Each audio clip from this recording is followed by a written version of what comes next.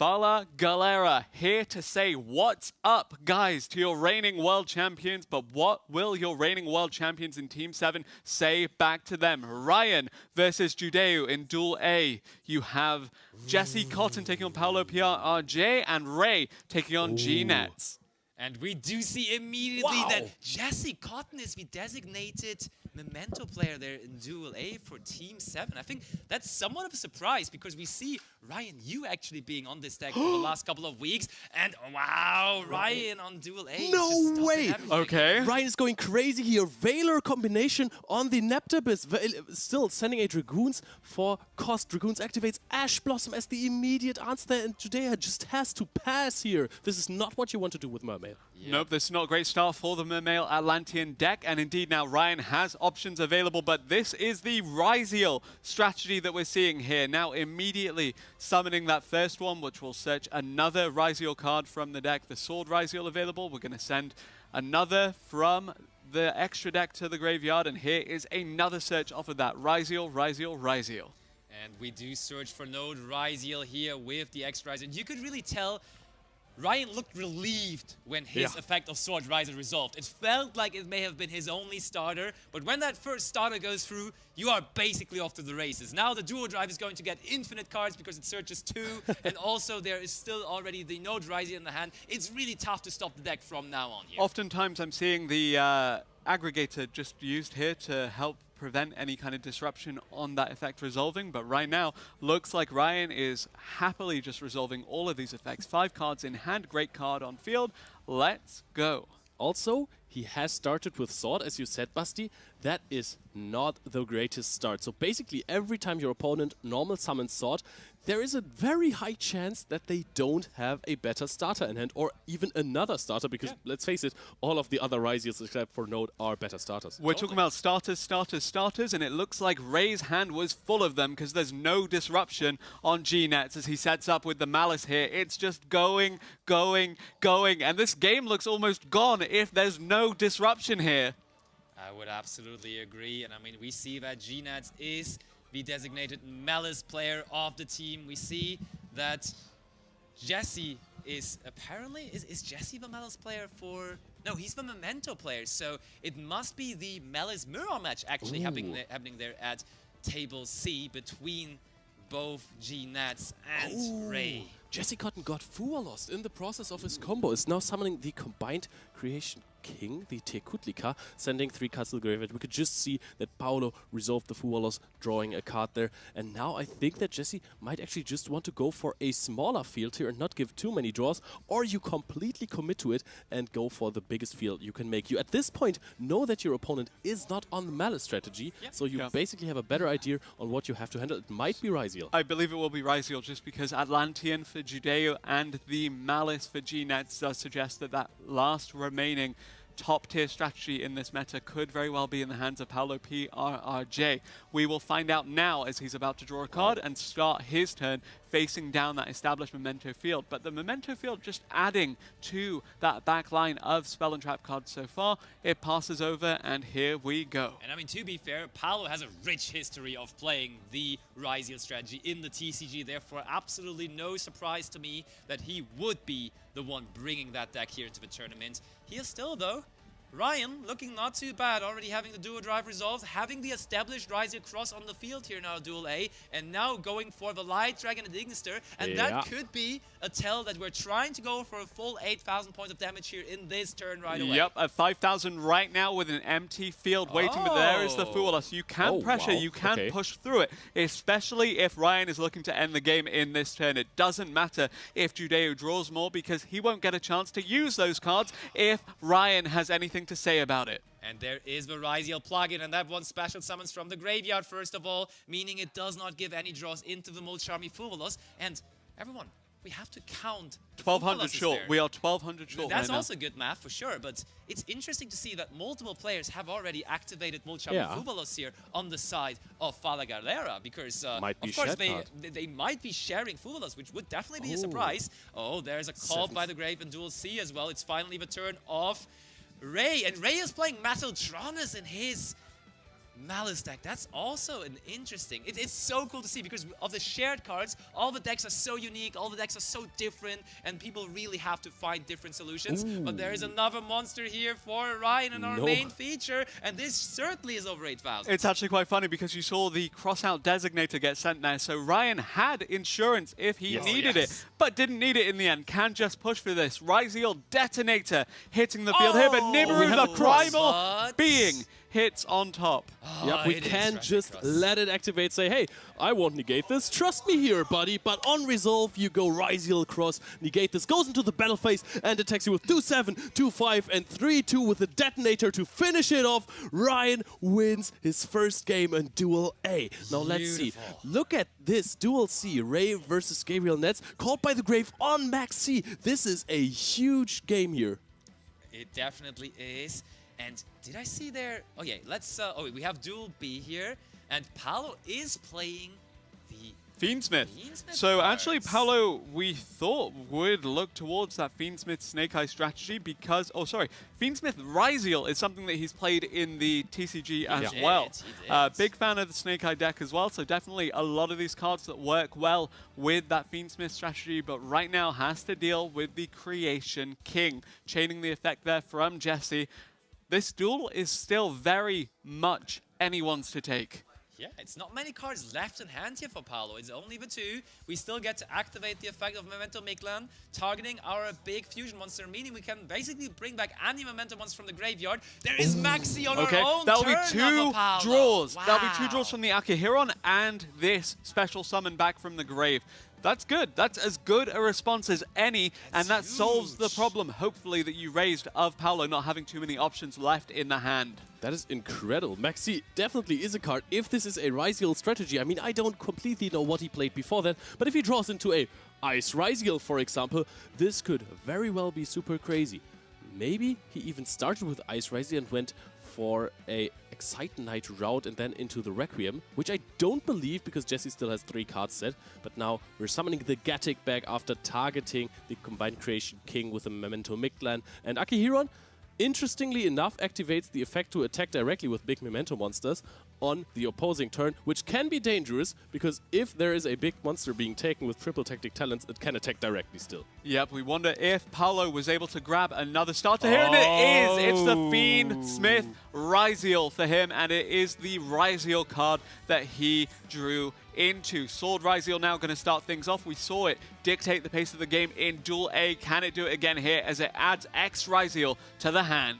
But was that a normal summon or was that a special summon? Oh, we're going to activate the Fiendsmith Engraver here from the graveyard before we are locking ourselves That into could the be rank 4 interesting. monsters or level 4 monsters with the Engraver, even though that might mean that we do not get to search with Axed.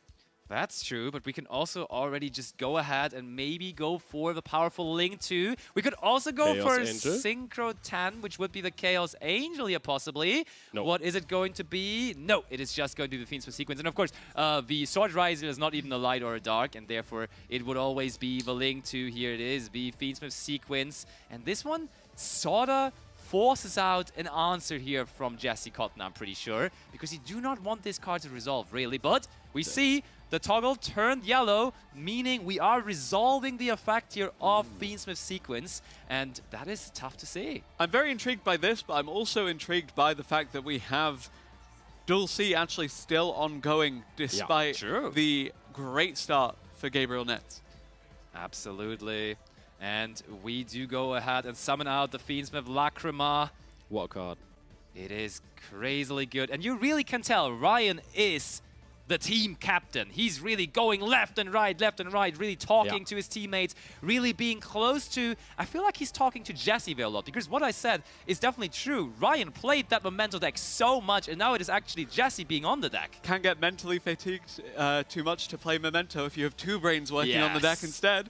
But Very smart. yeah, really smart as well was the fact that we have Gabriel Nets perhaps keeping this team in the series here. But still, this duel, very much anyone's to take in Duel B. Duel C, though, it that looks is- so good for Paolo PR, RJ.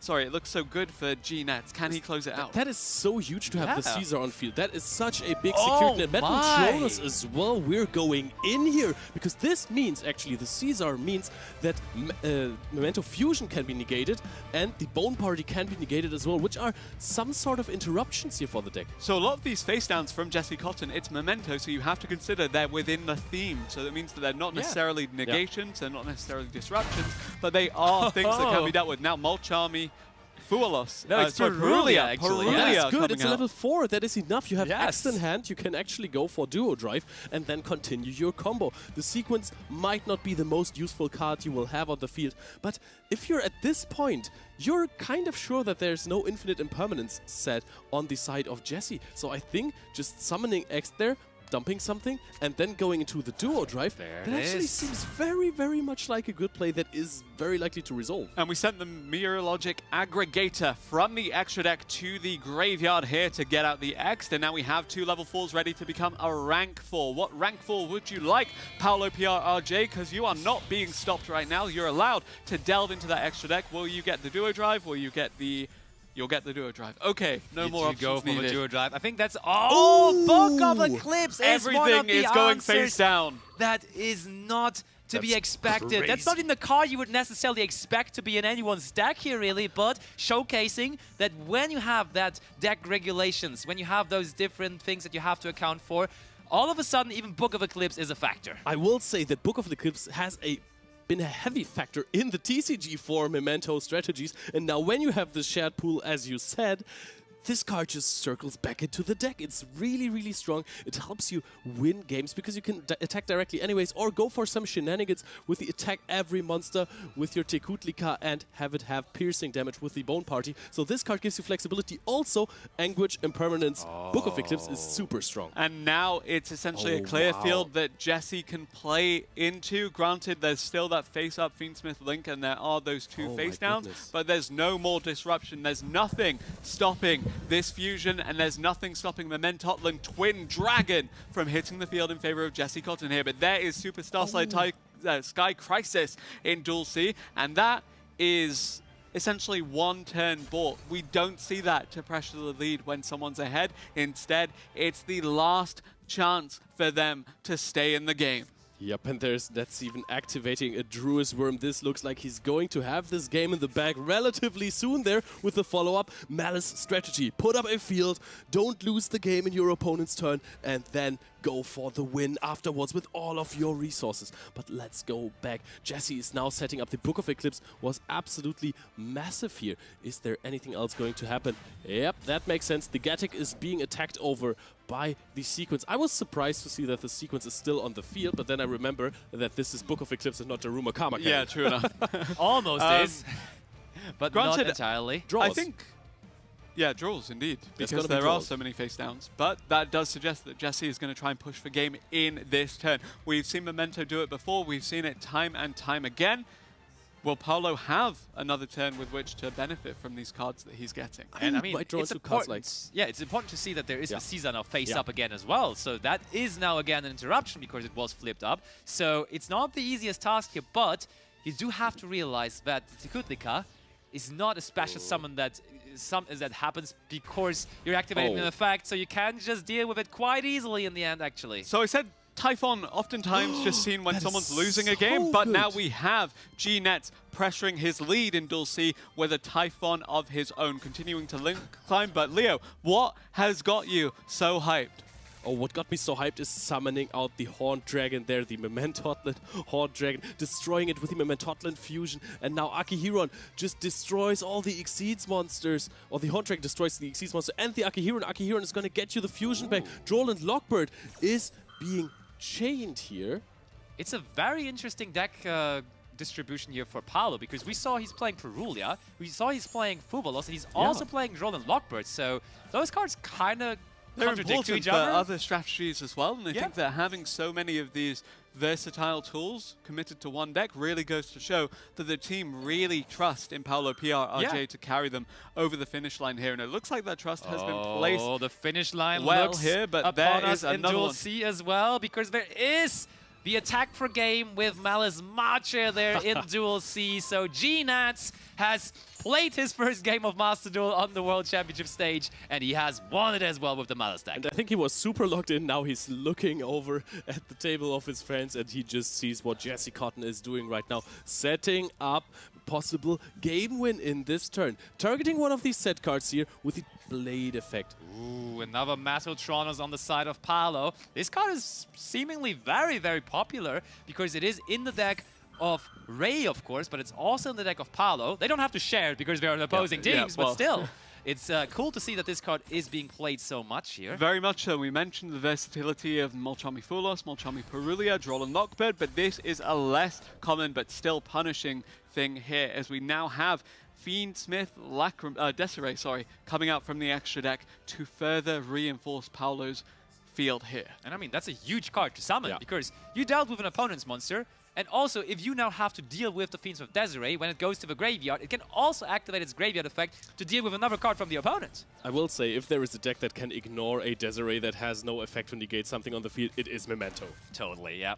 We could see the Akihiron shenanigans to make our big monsters attack directly. Akihiron about to be coming back, so I think that is the next step here on the ladder. That being said, regardless of how it looks for Paolo and Jesse right now, GNets taking that victory in Duel A does suggest to me that this team, you know, we said they're good vibes only. They were the underdogs in this matchup against your reigning champions. They've got a win now, and they can carry that momentum through with those good vibes from Team Captain Judeo, from GNets. And now Paolo, can he get them a lead in this series that we thought they were gonna be competitive in, but didn't expect such a great showing from? What's also really interesting about these shared card decks is that you never know what kind of interruptions are in which decks. I mean, we've seen a surprise Book of Eclipse. That means that you have to be so much more careful while playing around cards from your opponent. Look at this, a random set card, Infinite Impermanence. Note that down, players, because this card is in Paolo's deck. So you have to invest more resources into set cards because you don't know, can it be a Book of Eclipse or something that is stopping me from winning the game this turn? Interestingly enough, it will turn off that face down as well, so if that is an extension tool for Jesse, given that it wasn't a disruption, it probably is. That's a good idea, but now, yes, as you said, normal summon Fualos going to climb into more monsters, just going to continue to flood the field with the Memento names alongside it and going to link them all away now. Well, that is a link for it. I mean, we all know what's the most prominent link for in the game right now. It's got to be Appaloosa, Bow of the Goddess, and it is now with 3,200 attack points, and we go for the Memento Infusion. It looks like Jesse is very confident in what he's doing now. He has the backup of the Appaloosa for the last card in hand. He could technically also just negate the Desiree, and he is very well and ready to go for it here. Speaking of ignoring a Desiree on the field, I think this is exactly what we're going to see here. The Tekutlika here, you're going to get another Tekutlika there from the graveyard. And because Akihiron was activated this turn, if I'm not mistaken, I think I'm very sure. I believe so, yes. Yeah, you can attack directly with both of these level 9 or higher Memento monsters. Yep, absolutely. And there we see it, shuffling back 5. And that is our grand entrance to the combined creation. And we are combining Tekutlikas here to go for 8,000 points of damage right into the life points. We cannot attack directly. And he's celebrating. He took a moment of silence, but now he's sealing the deal. Set 1 goes 2-1 in favor of Team 7. Not a clean sweep, though, so you still have to consider Fala Galera. That did not look like that. They are going in full power here. Now set 2 of Team 7 versus Fala Galera starts. Oh, and we have coin tosses. Ryan is going first. And we see a Labyrinth deck from Ray. What is going on here? Ryan is famous for playing Labyrinth, but now it's Ray being the one on the deck. And now the Garura being sent from the extra deck to the graveyard will give a draw. Now everything just seems to be going okay for Ray so far. No starter yet though, but there is the Ecclesia to add. You have to imagine the Dogmatica punishment to run some more interruption on Judeo's turn. It's a trap deck. It loves to go first. It loves to set up, and it's setting up right now. Ray on that Labyrinth build. Duel C, Gabriel Netz shows that he's not playing Malice again. Summons a Tatsunoto Oshigo and had another card. 2 hand traps already used by Jesse Cotton, but there is another Bone Party. And there's oh my goodness, Ray! Maxi Paolo using Small World as well. So many different techniques coming out here to make this Fiendsmith Ryziel engine deck just go off. Oh, I think Team 7 has just resolved 2 Maxis this turn. Yep. That is huge. Oh, Different wow. dimension ground from Ray. It's a normal trap, it's searchable, it's Labyrinth, so it's searchable, and it's so good. And it's now just shut off a lot of the options for Judeo is still playing, if Judeo would still be playing his Mermail Atlantean deck, that would be a huge deal. But we see this ain't any Atlantean. This is Millennium. Millennium without Fiendsmith though, because the Fiendsmith cards are in Paolo's deck. It is. So what is this? What's the brew here from Judeo? Paying 2,000 to activate and maybe resolve the Sengajin. Sengajin awakens from a Millennium. Yep, Leo. And this feels a lot better when there is no Ryziel Detonator on the opposing side there. This card is so good, but still, there is a Maxi resolve. The Golem, of course, also. And now, Judeo just shows us, hey, our opponent started, activated Maxi. I have to kind of push through. Yeah, absolutely. And I think that is what Judeo is doing right now. You see him laid back there in the face cam. He knows the plan. He knows that he has to go for it. This set is incredibly important to Team Fala Galera as they are already down 2-1, so they really, really need to make sure that they don't go out here. How many draws is Paolo willing to give over here to that Maxi that's resolved? 6 cards in hand now for Ryan. It looks so good for Team 7 across this game and the one we're featuring with Ray versus Judeo, but Fala Galera, don't count them out yet. They're still going. Where's that nimble angler coming from? This is maybe a Sprite Millennium deck? What is happening out here? I'm pretty sure that's Sprite. That is so cool. There is the Doom Dragon. This is almost game on the field right now. That's crazy. Are you forcing out a big welcome here? My friends, is this Nimble Angler going to trigger because it was sent to the graveyard there for the fusion summon of the Doom Dragon? Is it sent to the graveyard? Or is it destroyed? DDG? Yeah, you're making a good point there. It was not a monster when it was sent to the graveyard, right? I mean, That's true. Oh my goodness. Rulings, everyone. I don't think he's... I guess we'll see whether Judeo activates it or not, but regardless, now activating that effect of the Snake Eyes Doom Dragon here to hopefully, as you said, force out the big welcome to make sure that there's a monster standing between Ray's life points and this formidable field that Judeo has built up. Angler has to go from hand or deck, right? Oh, yeah, you're absolutely We're pretty right. sure about that. Just linking it away just never did anything. Ecclesia goes into the Spell and Trap zone. Look at this Ryan with 20 cards in hand, effect valoring everything here. Meanwhile, Gabriel Netz on the other side in Duel Seal has been hand trapped. I think it was twice authorized. There's another card in the hand of Jesse Cotton now. I think it was at 2 at some point, but he is still going strong with the combos. Okay, Fuwalas on top of 2 other hand traps. Starter. This is Sprite. And let me tell you something, Sprite originally was a deck that sometimes would even run Dimension Shifter, so it really is not a strategy that cares about the different dimension ground that much, and therefore this looks like a situation where Judeo might actually be able to just go for it here. Talk to me a bit about the Photon Lord and why that was the go-to option here for the rank 8. Yeah, I think going for the other option, which would have been the Zombie Vampire, doesn't make much sense under the different dimension ground because it was sent to the graveyard, and this option here actually secures us against monster effects from the hand, as it is a once per turn monster effect negation, which is huge, and we could also possibly just deal with the Lovely, which was just summoned. I think that's the most important part there, that you can negate the Lovely and protect. Oh, and we summon out the Carrot. Do we even have another Sprite in hand? Do we have Sprite Blue? There's the Angler that we were so concerned about coming back here.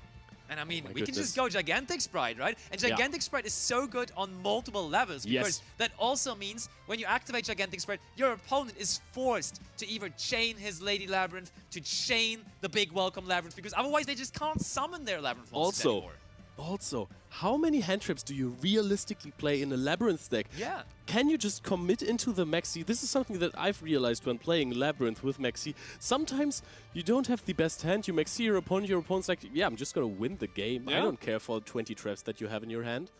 Speaking of winning the game, not quite it, but still a good amount of damage for Paolo here. Ryan was able to run enough disruption that these attacks are not enough to finish him off, but still a decent position. But 6 cards in hand at the start of this turn for Ryan does suggest that we're gonna see another attempt at clearing out the field and another attempt at building out a very scary set of monsters for your Team 7 team captain. You still have to attack over the Lovely, though. I hope that Judeo is remembering that attack points actually do matter in Yu-Gi-Oh! As well. Imagine the last card in hand could just simply be Gamma Burst, though. And then Gamma Burst just makes them all big enough to attack over the Lovely. And I think just a simple Gamma Burst would be already good enough here.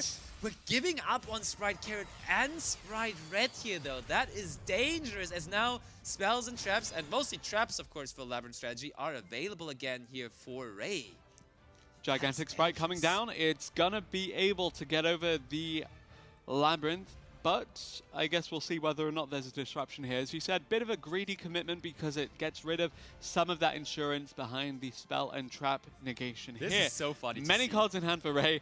I think really Judeo decided to go for the greedy play here because he identified, hey, maybe we're a bit too far gone and maybe I do need to close this one out this turn. Playing to win and not to survive. This is something that separates the best from the good ones. Big welcome is I like this too. Yeah, big welcome is really important here because otherwise Gigantic Sprite just shuts it down almost permanently, or for this turn basically, but also on Duel C, there's crazy things happening. I think it's still GNet's turn. Now he's dropped a Duel and Lockbird on Jesse. And I mean, the interesting thing here is we can actually quote-unquote chain block the Lovely Labyrinth here because there is the Stovey Torby in our graveyard, and that's exactly what we're going to do. So the monster effect negation of the Photon Lord is not as relevant here, as we can just immediately go ahead and destroy it here in that chain. You may as well use the negate now on the Stovey Torby because otherwise you may as well lose it, No, right? I think you destroy the Gigantic Sprite. Oh, you could as well do that. Yeah, you're right. Because then nothing can get over this lovely Labyrinth of the Silver Castle. Lady in Hand does suggest that we have in the next turn an option to further extend, or even this turn, depending on what this mystery face down is.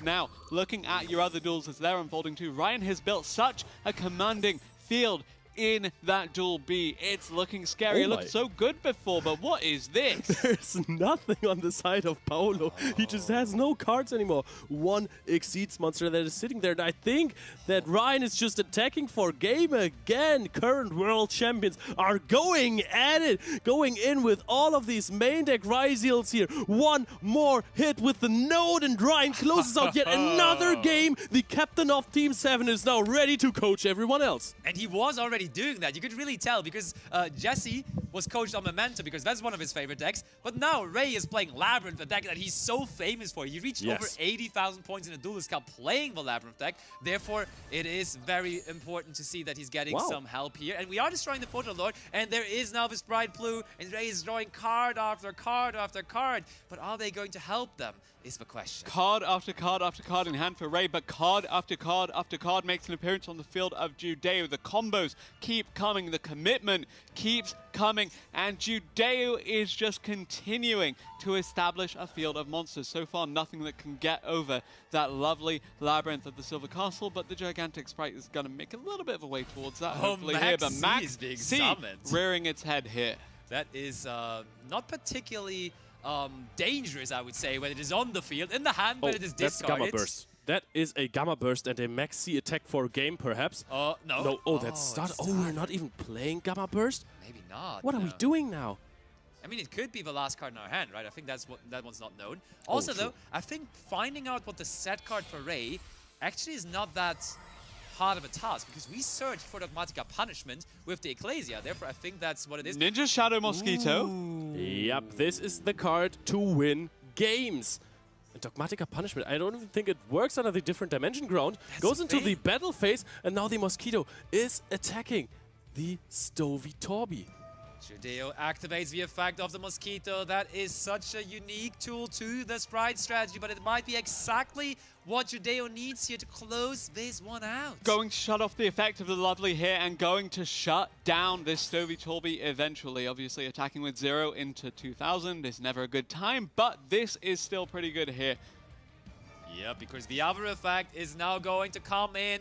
We are activating it, and we are going to inflict 2,900 points of damage here. And that is how this whole thing with the Mosquito works. We are just attacking and attacking with every attack now, inflicting 2,900 points of damage, meaning absolutely this should be the most cheekiest way of closing out this game here for Judeo. I think I can see a smirk there on the side of Judeo, trying to look only focused, but I think Steve stealing this game here away from Team 7. Yep, we It's said so Judeo important. under that Maxi had to finish the game in this turn, and he finishes it there and then. Ninja Shadow Mosquito closing that one out with this Sprite Millennium deck that we were not expecting to see, that Ray was not expecting to have to deal with, but now we have G-Nets on a Memento looking good against Jesse Cotton. Did we not promise you Spice Duelist? This is what it's at. This is the World Championships, and this is a Kaiju on the field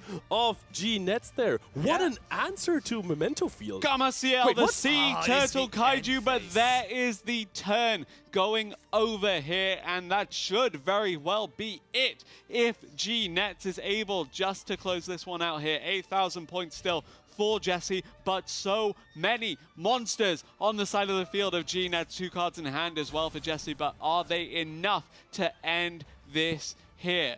And Ryan is just sitting there like, guys, didn't you just have everything, basically? You have Fualos with multiple hand traps, and you had Maxi resolve after starting the game. That is insane. Fala Galera is not to be messed with. If Fala Galera take this one, if G-Net is able to go 2-0 on the day so far, they'll even up the scoreline to 3-3, going toe-to-toe with your reigning world champions in the opening match of the WCS 2025 in Paris. Okay, we're about to summon back our next Tekutliga monster. We've seen it being successful on the first set, and looks like Memento is going to bring in another win here for a different player this time around. And it is G-Nats who is sealing the deal, who is on an undefeated record for himself here so far, and he takes this second set away from Team 7 there. Memento is 2 for 2 here in the supposed... We said Malice was the deck to watch, but Memento seemed to be the deck to watch so far in this series, and this will be your last set of the opening match. Group stage round 1, match 1. It is Fala Galera taking on Team 7 here. Who starts this round 1 of the tournament with a W? Is it going to be our reigning champions Team 7, or is it going to be Fala Galera? There is going to be a start here for Ryan versus G-Nets. Okay, G-Nets not winning the coin toss this time. We're seeing a 7th Tachyon. Now we also know that Droll and Lockbird is probably on Paolo's side. Unless there, he changed his deck. Oh wait, what is happening? There's another There Droll it and is Lockbird. again. They're just, are they sharing Droll and Lockbird at this point? Also, very important to know, Duel C is going into a difficult direction for Team 7, as Ray had to pass to one singular infinite impermanence on the White Rabbit there. Ray so far not having the greatest tournament, not having the greatest luck overall, but we've seen him clutch it out before. It was his Pearly deck that clutched out the World Championship last year for them. It is his strategy that got them to the World Championship in 2023 for that first ever time, and it will be him that this is relying on here. Can he pull this game back, or indeed is he going to have to look to his teammates? And now we can see on the side of Ryan, Star Ryziel is being summoned. Basti, what's the French name as we are in Paris? Étoile Ryziel. Thank you so very much. Passes on a Baguska, the terribly tired top here. Sets another card there. What is Gabriel going to have to offer for this? Baguska going to shut off some of these monster effects and maybe just slow down the game enough for Ryan to make a comeback when he gets an extra card off of the top of the deck. But is there an answer? There is! Book of Eclipse is everywhere. Maybe Book of Eclipse is the card of the tournament, and Ryan is shaking his Read, head Basti, there. read the Book of And Eclipse. there is Mementotlin Anguish as a normal summon. Gabriel Nets just saying, you know what, I don't need to bring Malice every single time. I'm playing actually Memento twice. So far it has been 2 for 2. Can it go 3 for 3 here?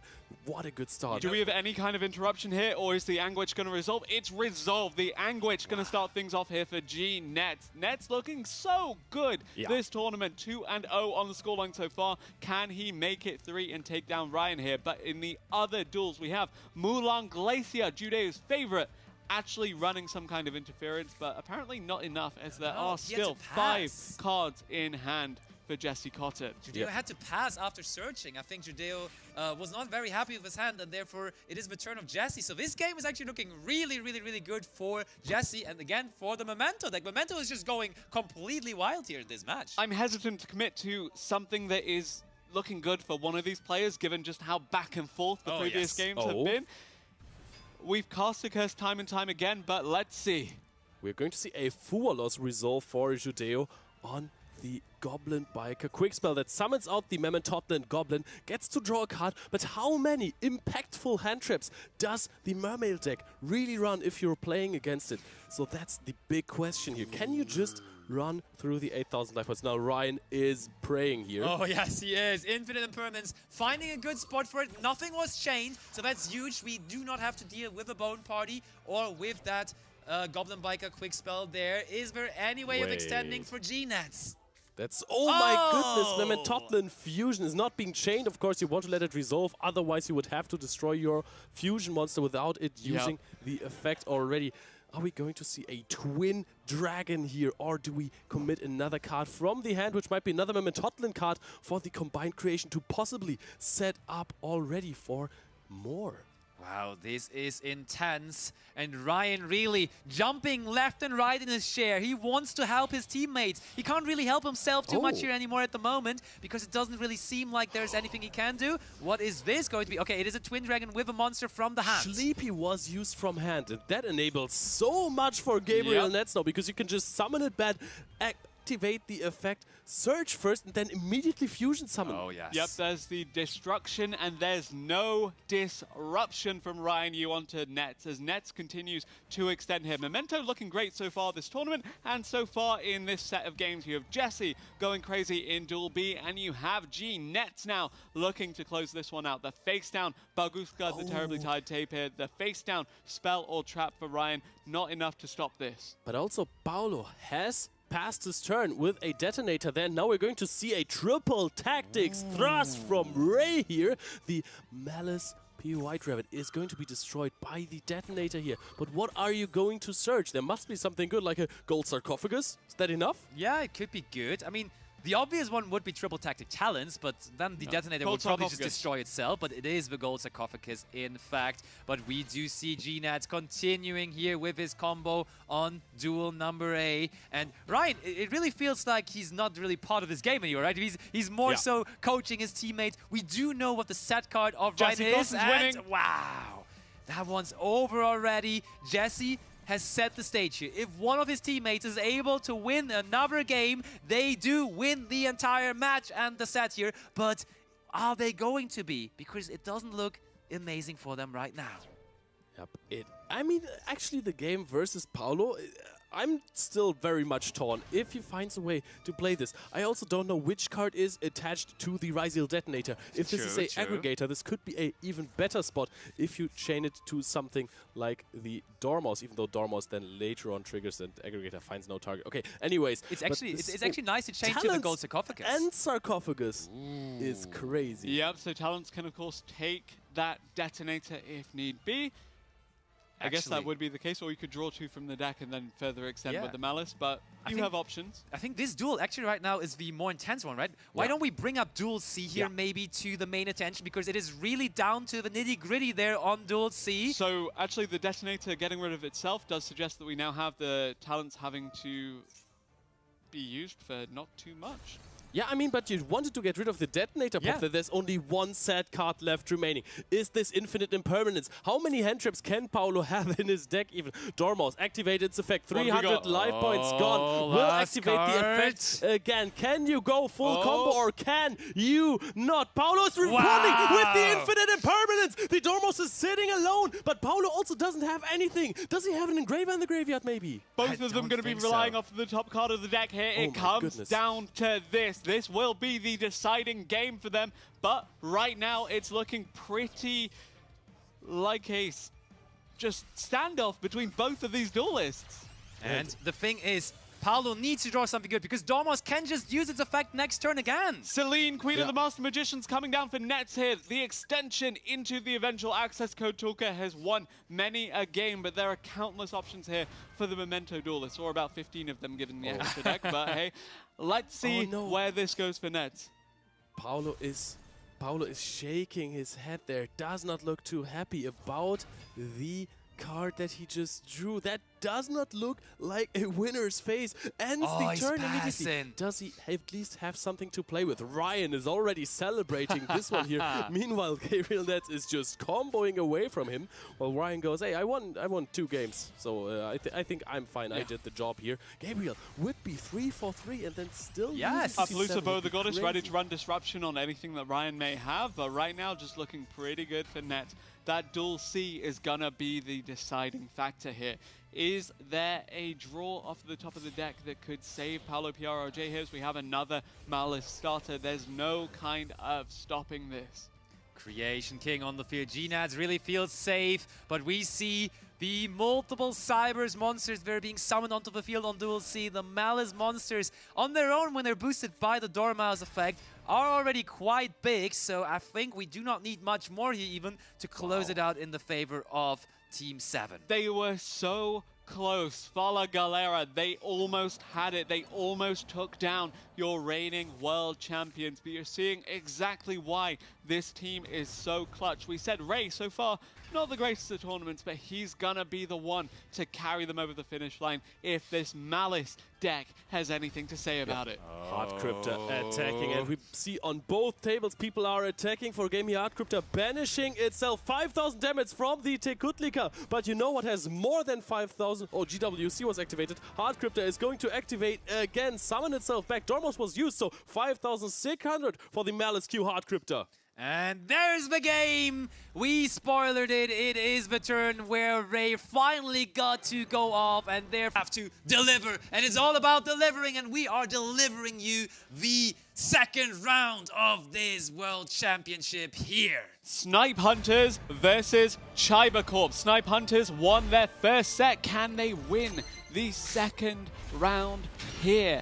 Starting things off, we have Josh versus Puck on Duel B. And Puck is no-handing this right now, which means he has lost the coin toss, is not even looking there. Does he even have an interaction in his hand? Doesn't really look like it either. The blade is being summoned, destroyed. Anguage adds Sleepy. I think that Josh can just combo as he wants. And we saw Josh time and time again turn to this Memento deck when he needed a surefire victory in the Road to Worlds qualifiers. Yes, we said it's mentally taxing after a while, but he's in the zone right now. He has the Gatic in the graveyard. He has so much on the field. The Twin Dragon going to resolve.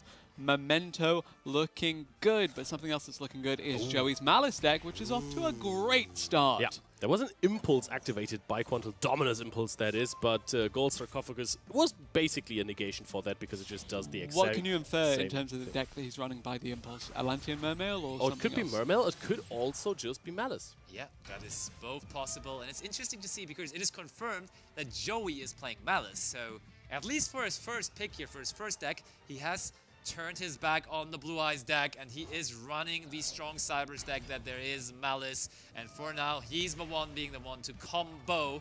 And speaking of comboing, it does seem like on table C, it is also Team Chiba Corp with Enzo being the one playing in control with the Ryziel deck over there.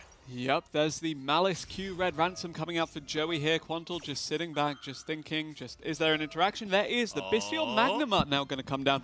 Does the Bestial Magnamut now tell us anything else aside from the Dominus Impulse about what deck this could really be? Screams Malice right now because this can be an interruption, but it's most of the time just an extender for you. Also replaces itself, of course, in the end phase with most likely a Druid's Worm that you are setting. Oh, I think we have Malice in Underground already in hand, adding Malice in the mirror here because this is not an interruption that stops you. Oh, we're shutting off the access to the Bestials immediately with Malice in the mirror, and therefore we're going to banish our own Red Ransom using this as an extender immediately. That is beautiful by Joey. Wow. Yep, very well sequenced by him to get through that. Quantal, you had 2 disruptions, but they've both been played through. What's next for Quantal now? 3 cards in hand. Actually, 3 cards in hand for both of these duelists. The only difference is Joey has a setup graveyard, a setup banishment, and now a setup field.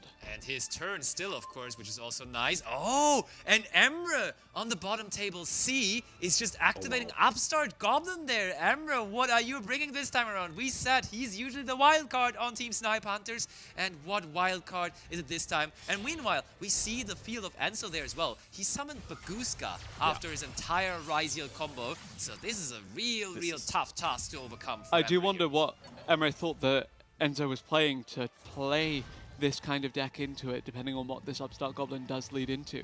I think it was the complete correct call from Emre saying, okay, I think I'm going to play versus Ryziel, so I'm playing. The Upstart Goblin tells me that it might be Sky Striker combined with the Tenpai strategy. Yep. So you play it for consistency. If Tenpai gets to play, it deals about 16,000 damage. Always. What does that tell you? Slayer is there on the bottom for Emre.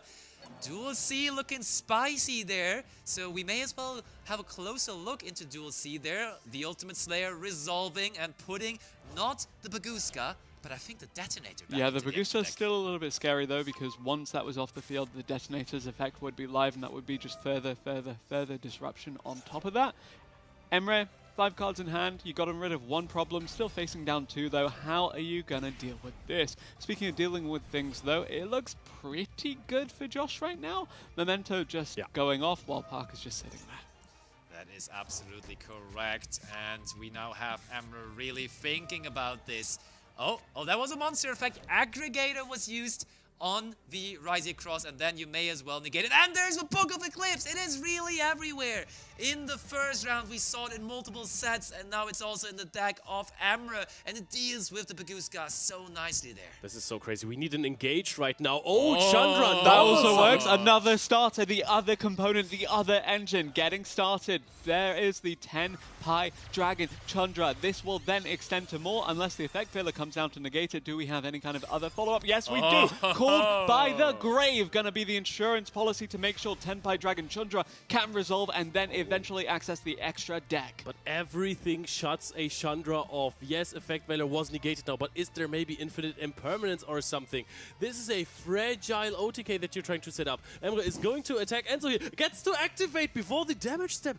The Chandra is going to special summon out Pydra. Pydra is going to get either Sangan Kaiman or the Sangan Summoning. That is huge. You're completely at it right now as Emre. Emre's going off. He's having a good time of it. He's going to go into the face down. It's going to be the Sangan Kaiman. It's going to be able to be activated from the hand in the battle phase. The 10 Pi Dragons, they are ramping up. Is there any kind of stop that Enzo can do here to stop this onslaught of the Dragons?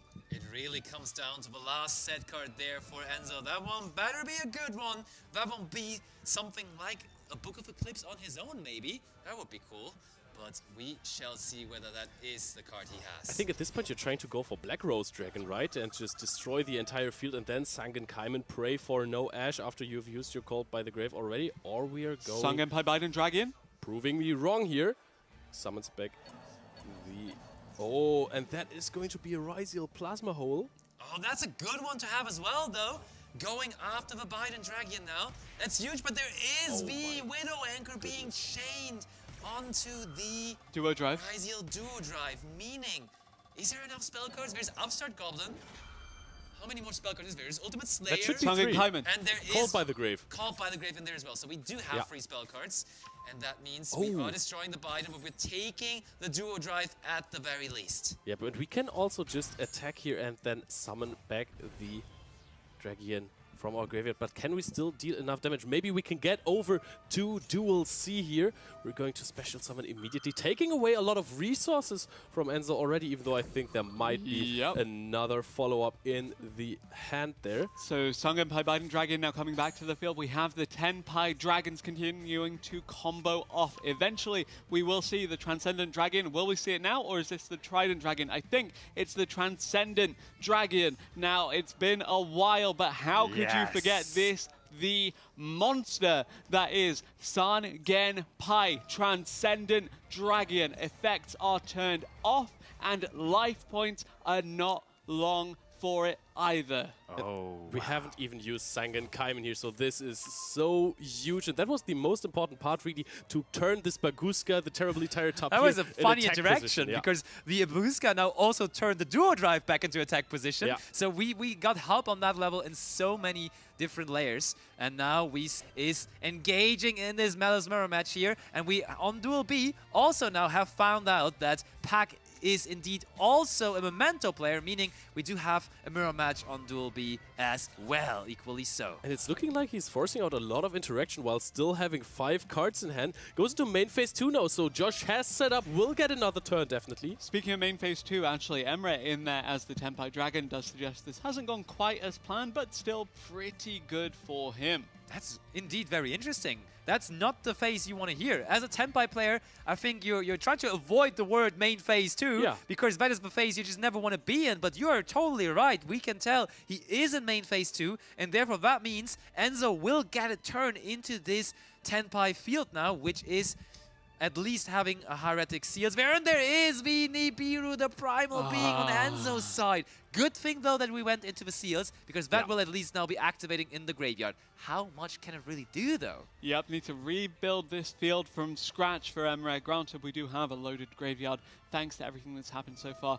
Now that is, I believe, the Genroku being summoned from the deck. Another Tenpai Dragon name being added to the arsenal of Emre.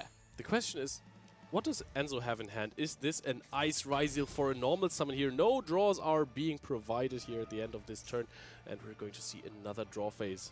Emre broke the field, but can he maintain this momentum? There is another starter from Enzo.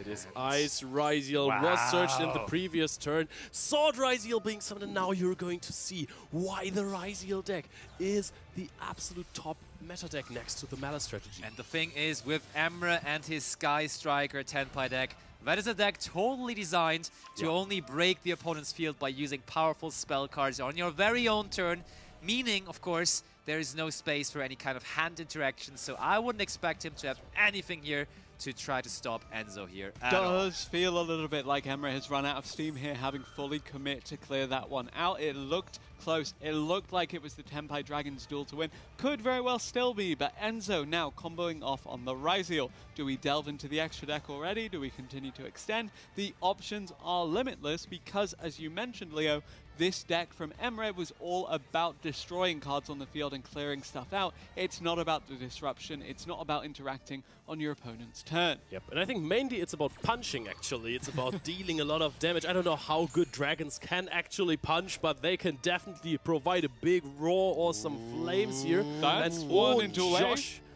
1 game, 1x. In such a straight manner here, one immediately basically set up a big field in the Memento mirror match, and Puck was just chanceless there with no hand traps. Yep, Josh in the duel of content creators has said, I am the one that is superior. I am starting my team off here with a win on the first set. And Puck really did not have any say in this one. So the already winning team in round 1, being Team Snipe Punchers, is now also looking good here, starting the first set in round 2 off with a win on Josh's side as well. We mentioned the Memento mirror match, but the Malice mirror looks okay too. But this Ryzeal Tenpai Sky Striker duel seems to be going by way of Enzo. We mentioned before Superstar Slayer Typhon Sky Crisis. It buys you time, it buys you a turn. Right now, it buys you a clear of that big token and allows you to swing for potentially, eventually, game. That Typhon is hilarious, though, because Typhon is not only negating your opponent's cards, but it's also negating your own effects, or it's preventing them from activating. And that Ryzeal Detonator right there has 3,000 attack points, meaning he can't even use it right now. Oh, and Pydra is being summoned. If there was a second Fadra in the Sangen deck, that would have summoning? been crazy. Yeah, you can access Sangen summoning now, but the thing is, can you even get more cards out of the graveyard? Because that is going to be, like, the resources of this deck, because of recent Forbidden and Limited lists, or not so recent anymore, they are really limited. Yeah, the Tenpai Dragon package, very, very small now, and it does mean that we're running out of main deck names for it to access, but it's still not over yet. 5,100 life points remaining for Emre, 2,500 for Enzo. One more turn for Emre. 3 cards in hand, one of which is the Sangen Summoning. 2 cards for Enzo. Is one of them the Ash Blossom and Joyous Spring, or the Ghost Ogre, or the Ghost Bell, or anything that could deal potentially with that Sangen Summoning. That is a card as well. We're giving some life points back, and I think this card, the Upside Goblin, last turn for Emre, might have been the reason we failed to end the duel already, because I think in his calculations, he disregarded that and was not able to close out the 9,000 points of damage there that were needed. But now there's a chicken game, followed by another chicken game. Yep. We're playing a chicken game here, really. I think we're doing something that I absolutely love. I think we're trying to play Sky Striker at this point. wants to find the Sky Striker, mobilize, engage the glorious spell card, go into Hornet Drones, Kagari, add back something, play with more of the Sky Striker cards, break the field that Enzo has there. Pydra is being searched, but what are you doing with just a singular Pydra in hand? We need to discard something as well for the Sungen summoning, so I will wonder if Emre does opt to start to abandon these Tenpai Dragons and go more into the Sky Strikers, but committing to the field spell being played does suggest that we're going to see more of the Tenpai Dragons. Still thinking, still asking his team by the looks of it as to how he wants to approach this. Meanwhile, Quantal approaching a pretty scary field in that Malice matchup. Triple Tactics Thrust being sent to the graveyard, saying, look, probably not going to get an effect activation because the Typhon has no materials, and the detonator is currently That's what I was just thinking. Typhon now coming out for Emre as well. We open ourselves up to this by summoning the Typhon. That was our second summon from the action deck, and now the Typhon can just deal with the detonator, and then we have a Typhon stare down here right now. Both Typhons, 2,900 attack and defense points, meaning right now no way to overcome it for Enzo here to go for game. Emre's deck can explode off of just one card, but will he get the chance to access that one card at the top of the deck, or is Enzo going to finish this one off here? Oh, wait. Meteorological Aggregator being sent for the Ice Ryziel. You just need more cards for this because X cannot search right now. You have the Superstar Slayer Typhon. Oh, and there is Purulia Normal Summon. That is huge. And that looks like Enzo is going to outvalue the Sky Striker Tenpai strategy here. Light Dragon and Ignis Stars, of course. Who needs value if you can just go for a game? That's very much the Tenpai way. Destroy it. That's the first attack coming in. And Enzo, after having a dangerously close second turn where Emre almost got him, closes out this game here on Duel C to equal the score overall here in this set. And we continue the trend of once the Tenpai Dragon deck sees main phase 2, it's over for it. But now Quantal will look to take a lead for Snipe Hunters here. 1-1 on the scoreboard overall. Josh, of course, outing Puck, while you had Emre drop his game against Enzo. Quantal versus Joey. Team captain versus team captain. Malice versus Malice. Yep, and Joey started. Look at this hand. This is a whole binder right there. 9 cards. Access code Talker. No cards in the hand of Quantal. Just to overcome this field with such amount of resources is almost impossible. So Joey is going to get the lead for Chiba Corp versus Team Snipe Hunters. And that was not something we were expecting given the outcomes of that first round. And yet it is showing that Chiba Corp, they're still in this. This series, though, still very, very much alive here. Could be anyone's to take. Now it's time to talk. Now it's Other side, we had Emre, who was playing Sky Striker Tenpai, and who might have Ryziel as the second deck versus... Oh, indeed, he might. He may very well have that Ryziel as that second deck, but right now it's Enzo sticking with the Ryziel of his own after finding victory in that one. This is 2 duelists that won their first game in this set, and it could very well be 2 duelists again looking to close this one out for their team. With Molcharmi Fumalos getting answered though by Enzo and the crossout designator. There's no way. So Molcharmi Fumalos really being in so many decks, at least as a one-off. We see this card everywhere. Crossout Designator is such a dangerous card to play in this team format, except for maybe Maxi, but being able to hit something else is almost lucky, I want to say. And hold on, did you realize what's happening there on Duel A? Pack has shaken off the Memento deck and has replaced it with the Crystron strategy all of a sudden. Wow. That's really interesting because, as we said, Crystron was the deck of choice for Tasku when he completely destroyed the Road to Worlds qualifiers with that strategy. Now, Crystron kind of fell out of prominence once people started main decking that Artifact Lancia to go with Malice. It just kind of fell by the wayside as a casualty of that because Lancia was so good at shutting down the Crystron by extension. But there's a lot of nuance to this. There's a lot of skill expression. There's a lot of chaining on top of an Ash Blossom to guarantee some kind of value is generated for Park here. When Emre, after losing there on the first set, now has switched over to the Ryziel deck on Duel C, and one singular impulse from Joey stopped his Ryziel combo entirely as we see him passing on a singular Ice Ryziel. Gold Sarcophagus going to start things off here. It's going to be a free summon for that Malice deck eventually as well.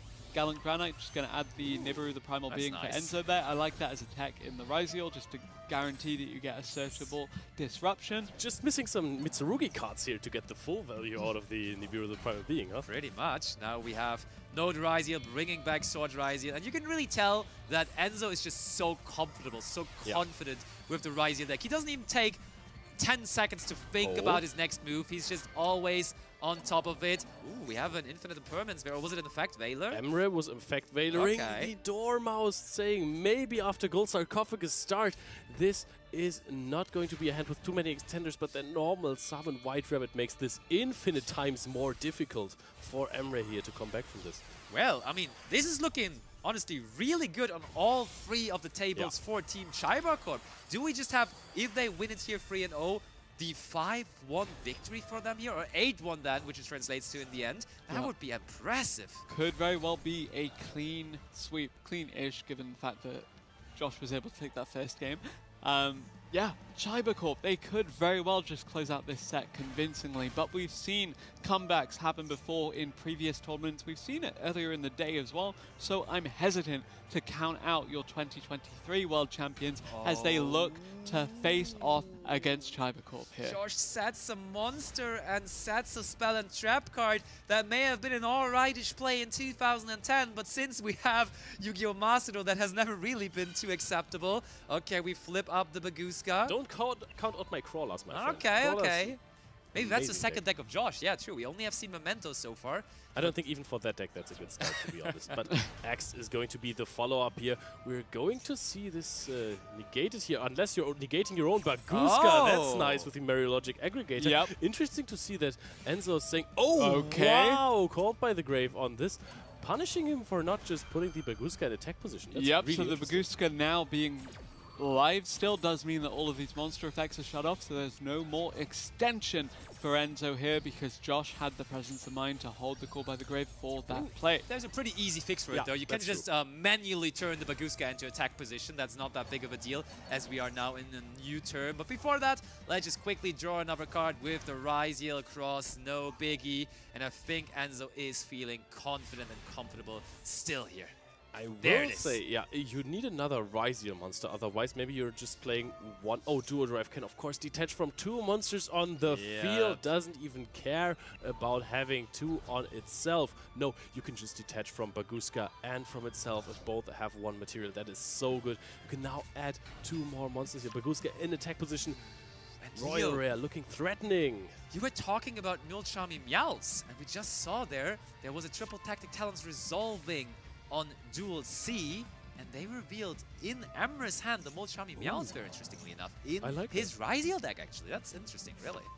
But really, the Ryziel deck of Enzo is the one that is shining right now, as he is really putting more and more level 4 monsters onto the field. And there we have Joey comfortably once more playing into just the Ice Ryziel there. Puck making FA Dawn Dragster to just run further disruption as well. It does mean that Quantal's now on the back foot.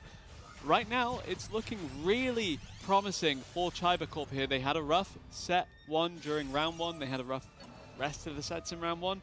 They had a rough round 1 end of sentence. Overall, yeah. But this looks great for them. Oh, honestly. Joey, he's lining up. He already has 5,300, and there is now another powerful monster coming back. Emre not looking too happy. He can chain his Molchami Meows here, so he basically has a heart of the card moment here. One card that is supposed to stop all of this. I could only imagine One like Nibiru? Nibiru, the Primal Being, maybe being the one that could do it, but even that one then afterwards could still be overcome. It would still be hard. Oh, wait. Emre gets a chance to activate a card here. I think I have seen a toggle there. Maybe this is Nibiru, though. It is Maxi. Maxi. Hovers a little bit over it for some tension, but look at the faces of these Snipe Hunters. They look absolutely defeated. While Chiba Corp is running wild in this second round of the tournament. Access code 4 game here. 2 wins already. We're at 4-1. And now Duel B is the last one. Quantal is still trying to get through this field, but it does not look good. Yep, Chiba Corp just quickly finishing off 2 games in rapid succession there. Really, really quick wins for them. Could this be a third? Speaking of quick, there is FA Dawn Dragster racing towards the finish line, stopping the Dominus Impulse and allowing Tristaros to respond onto the gold sarcophagus. Yeah, we're going to summon out a Crystron from the deck. And not only that, but we're going to synchro summon right after with the 2 monster there on the field. That's a synchro of 5, interesting enough, and that just means Axel Synchron I was thinking time. Catastro. Oh, you're bringing a throwback to the past there, but I think Axel Synchron not too bad here either. What is it going to lead to, though, is the question. I think Pak is such a phenomenal player, right? We saw him on so many different decks, but if you would have asked me whether he's an expert in Crystron, I would have said maybe he is, because he probably can play anything, but it would have not been the first deck that comes to my mind, really. And genuinely, I think Crystron, while potent, and while it was super, super good back in the Road to Worlds qualifiers, it did really get left behind with the advent of the Alpha Atlantia being so common. But there is another activation Chaos from Pak. Hunter is also out there coming to the party. It's his anti-Malice deck. It is his anti-Malice deck, and he is playing against Malice, so it all just makes so much sense. And Pak, look at him, locked in. They are ready to defeat Team Snipe Hunters, one of the toughest teams to overcome. But they look like they would be able to, as Quanto now also has to pass over the turn. He's smiling into the camera as he usually is, but he knows this is meaning defeat here. And this is not a hard turn for Pak to play out here. This is just turning everything into attack mode, putting your Cyber Dragon Infinity at a little bit higher attack. And we go for it. Baron the Fleur, one of the most powerful synchro monsters of all time. There's a Cyber Dragon also in, and Chaos Hunter, the ultimate answer to the Malice deck, is also the one ending the game here against the Malice deck, and that means Chaibar Corp in absolute... These are all household names within Europe across Master Duel and TCG, and they're facing off against Mugiti, Mugi, Sakuma, and Rain. We finally see the Telemans stack back again, and we also see Chaos Hunter on the side of Vince. This is a great moment to immediately get into, because this is already the 3rd set, and the score is... I think the score is 4-2 right now for Team Mugiti, I can tell you that. And that is a Cherubini on the field. Do you think that there's maybe a Speedroid engine? Maybe there is. We are searching for Raziel cards here on Mugi's side. Mugi versus Chris, it is. I'm very intrigued to see if the Tillerman's deck can just continue to get the cards from the deck to the graveyard and just go, go, go. The classic Tillerman's kick Colossus, and then eventually you have to imagine the Rule Colossus. It's going to come through, it's going to go wild, and it seems to be going okay so far for Sakuma. What a tough task it is, though. Team Brotos being already down 4-2 and then losing every single coin toss here for the 3rd set. That is absolutely heartbreaking, and it is Team Mugiti with, of course, their team captain Mugi being in complete control right now. Also, I want to mention, of all the people mispronouncing the name Brotdose, I didn't think it was going to be the other German caster. Well, I'm reassured that we have a team named Brotdose, which is German, I believe, for lunchbox, because I'm sandwiched between two of the best casters. Sorry, we are in here, but there is I think Duel C. We see there was the Nightmare Phoenix being summoned, and Nightmare Phoenix is one of... No, not Nightmare Phoenix. Nightmare Zerberus, actually, being the one that can deal with monsters, and it deals with the Chaos Hunter there permanently, but... But after doing that, it looks like we're just giving up there. That looks like a surrender. That is something wild to see here. Did not expect that to happen. But I think we just quit the replay and then we'll get back in. Anyway, we have Duel A going on your screen right now. Mugi versus Chris. Chris is using the Sky Striker cards again. Do we have Sky Striker Tenpai Dragon making an appearance? And can Sky Striker Tenpai get rid of this field? It's scary. It's a lot. It's Baguska, the Terribly Tied Tapir. Where is Book of Eclipse when you need it? Yeah, but it's really needed right now, because this Baguska is also untargetable by card effects, and the Photon Drag is so too, because the Duo Drive is still doing some work passively, boosting attack up to 2000 here with 2 Exceeds materials. Absolutely huge here. That is an almost unbreakable field. But if you are playing in this Raziel meta a Sky Striker deck, a Tenpai Sky Striker deck, you will have other field breakers just then targeting things, or Raigeki. But yeah, we talked about Telemans being not so much of an option currently in the meta game anymore, because, of course, the previous World Championships we had both Quantal and, of course, Jesse Cotton enjoying that deck so much. Looks like we have Sakuma absolutely enjoying the deck still and going absolutely crazy here, summoning one monster after the other. Yep, the classic Fairy Tale Snow. Jesse Cotton, shout out to you. XCs of Fairy Tale Snow and Tillerman's Rhino Heart. Two of our most prominent Tillerman's players in the world, Jesse Cotton and Quantal, both made a statement for themselves with this deck, both using those cards. And now Dugaris, the Timeless. That is a win more card. It is a let's win in this turn, otherwise I'm on the back foot for next. But it looks like this turn is going to be pretty good for Sakuma. We have now used... Oh my! We have used the Sales Ban to prevent our opponent from activating Ash Blossom and Joy Spring for the rest of the turn. And of course we would do that because we want to resolve that Sky Striker, Mobilize, Engage, and we want to get that extra draw afterwards as well. And with the Afterburners that we just searched, we have a massively easy answer actually to the Baguska. So we're also playing Jamming Waves, but can you even... Hold you it, can't Oh wait, you can't it. target them just yet. You're right, you're right. It's not that easy. It doesn't deal with it just yet. I think you're just trying to get some draws here, but we've already activated Jamming Wave, which apparently was a hard draw here.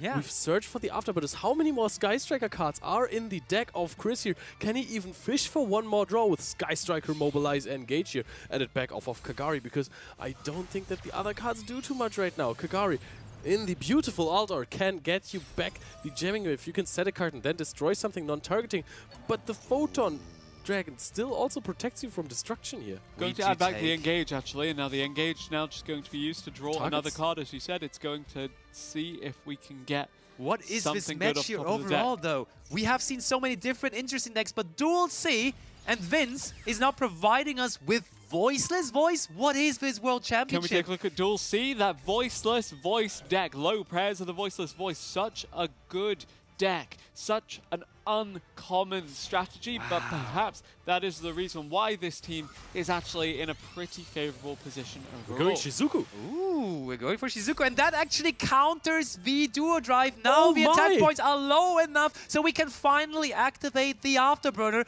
Massively nice play here from Chris, and it's actually, I think I talked to the team captain, I talked to Bronas, he said that was one of your moves. You can actually just go Shizuku out the sort of lock that the Star Leech is providing, and now just go after everything. That is crazy good. It This is. so strong. I've never seen Shizuku used offensively like that. It is great to see that.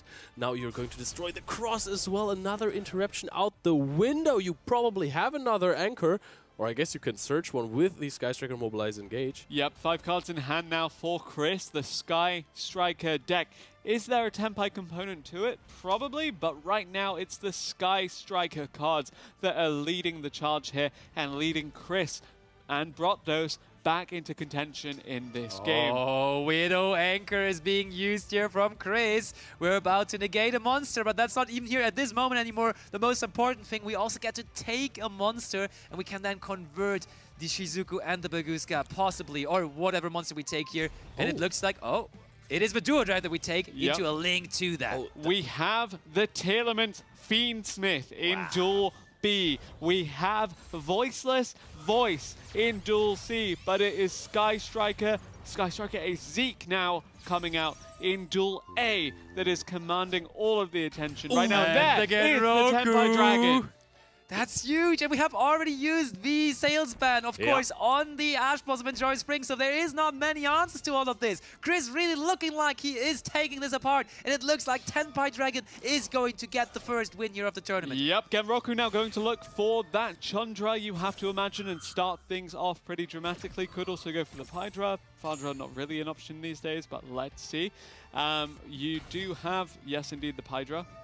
And there's in Duel B, by the way, Psyframe Gear Gamma Resolve. Bronas has waited for absolute hours here to activate this effect and now has used it on something that he claimed to be super valuable. Pydra added Sangen Kaiman, added Tenpai Dragon Chundra, summoned the Chundra, and now Chundra going to resolve and then going to Synchro Summon eventually. We will get there in the end for Chris. This Tenpai Dragon Sky Striker, it dismantled the board, and it's dismantling Mugi's life points right now. No Synchro Summon yet, but it's gonna come. Sun Genpai, Biden Dragon, Sun Genpai, Transcendent Dragon. It's the Biden Dragon, and it's more than enough. It is more than enough indeed. And let me explain you the situation overall here in the group. Both teams have won their first round. Very, very close, both of them with a 5-4 victory. And now they can continue to do so. And Chris is keeping Team Brodoza in the match by securing the game win here with the Tenpai deck. Mugiti still have the point for the set just within reach, but right now, it's looking pretty good for Brodoza, but there is Bronus with the Cyframe Gear Gamma. That is crazy. There is no card left in hand here for Tearlaments. So Brodoza looking really strong right there. Is there anything to play with? You can go into a sequence line possibly. Additionally, the Dugaris was such a big commitment that we needed things to go Sakuma's way. They seem to be okay for now looking at the established field, but there is the Tearlaments Kaleido Heart coming out. Giving the driver top deck. That's crazy. Yeah, he's shuffling it back into the deck. But if Bronas has good engine here, this might still be all right, because in terms of interruptions, there's not much left, but we are in the battlefield. Oh, did Bronas start? Bronas started, actually. That is really, really bad in this situation. That might be it. That might be the game. Oh, is that lining up for the final blow? Is that where Mugiti is going to win it? Is that where Sakuma, it's 100 the Tearlaments player of the team, is sealing it? Yes, we are attacking for game, and therefore Team Mugiti from Japan has taken the victory here in this round. It was close, and you can see the look of relief on their faces. It's not over yet, though, as we do have the Voiceless Voice Malice matchup here. Vince piloting that, hopefully looking for a win here, hopefully looking for something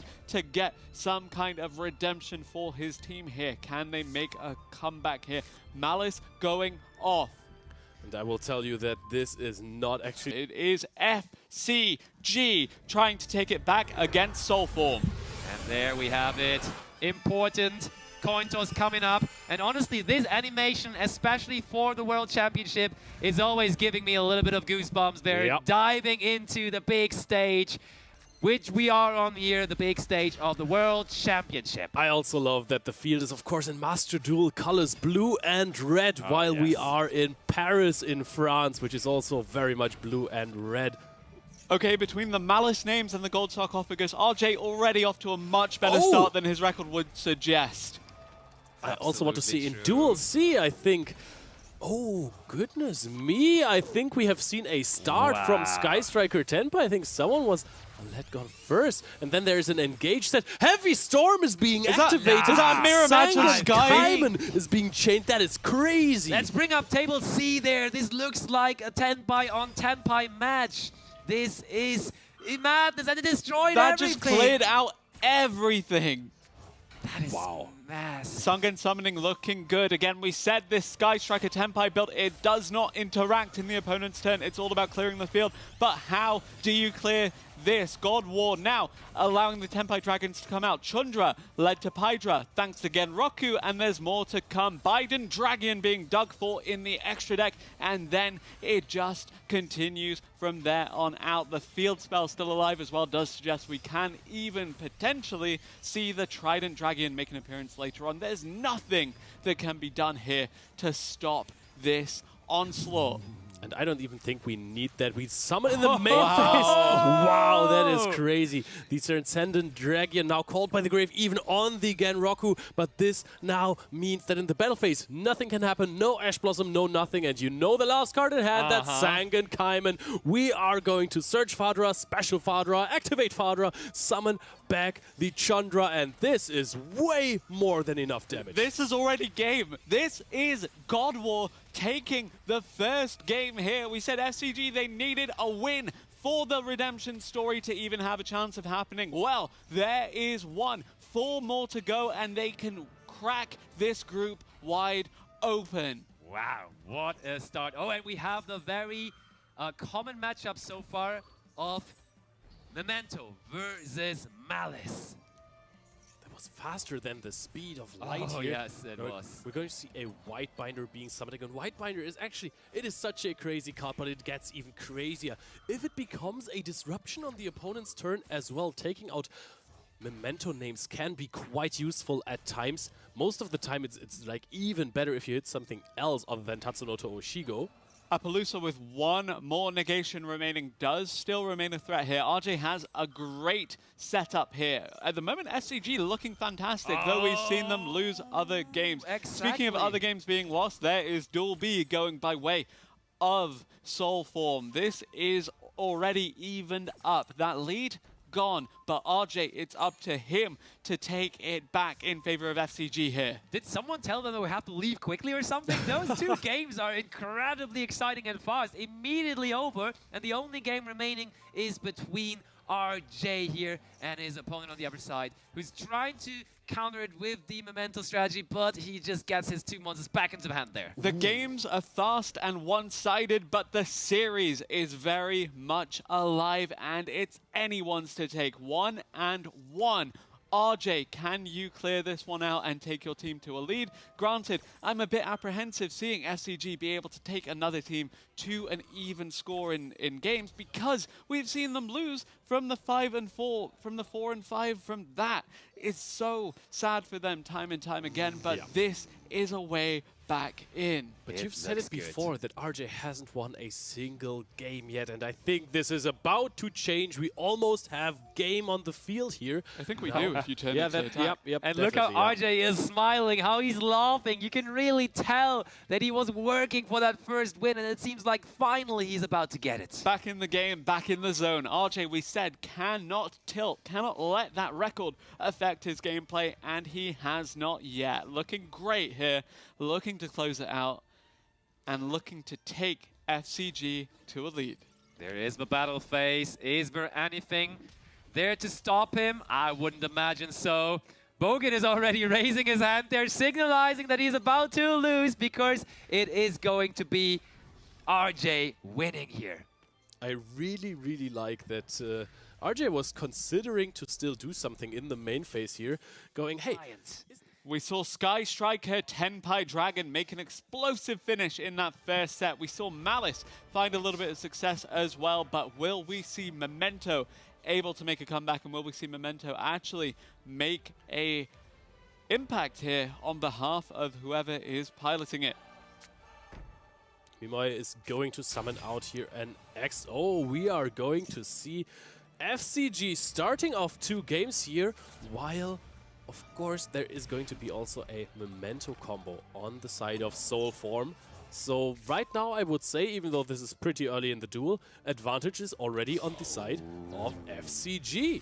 And Duel B sees a call by the grave on Maxi, the classic. You cannot let that card resolve, and therefore it is absolutely a no-brainer to use the call by the grave on it. So really looking beautiful here for Team FCG. Oh my goodness, also followed up by triple tactics, talents. That looking is at huge. the hand, what are we going to send back? There is the gold sarcophagus, but we're going to send back the impulse. No more disruption, can just freely Malice away here in Duel B, but Duel A heating up.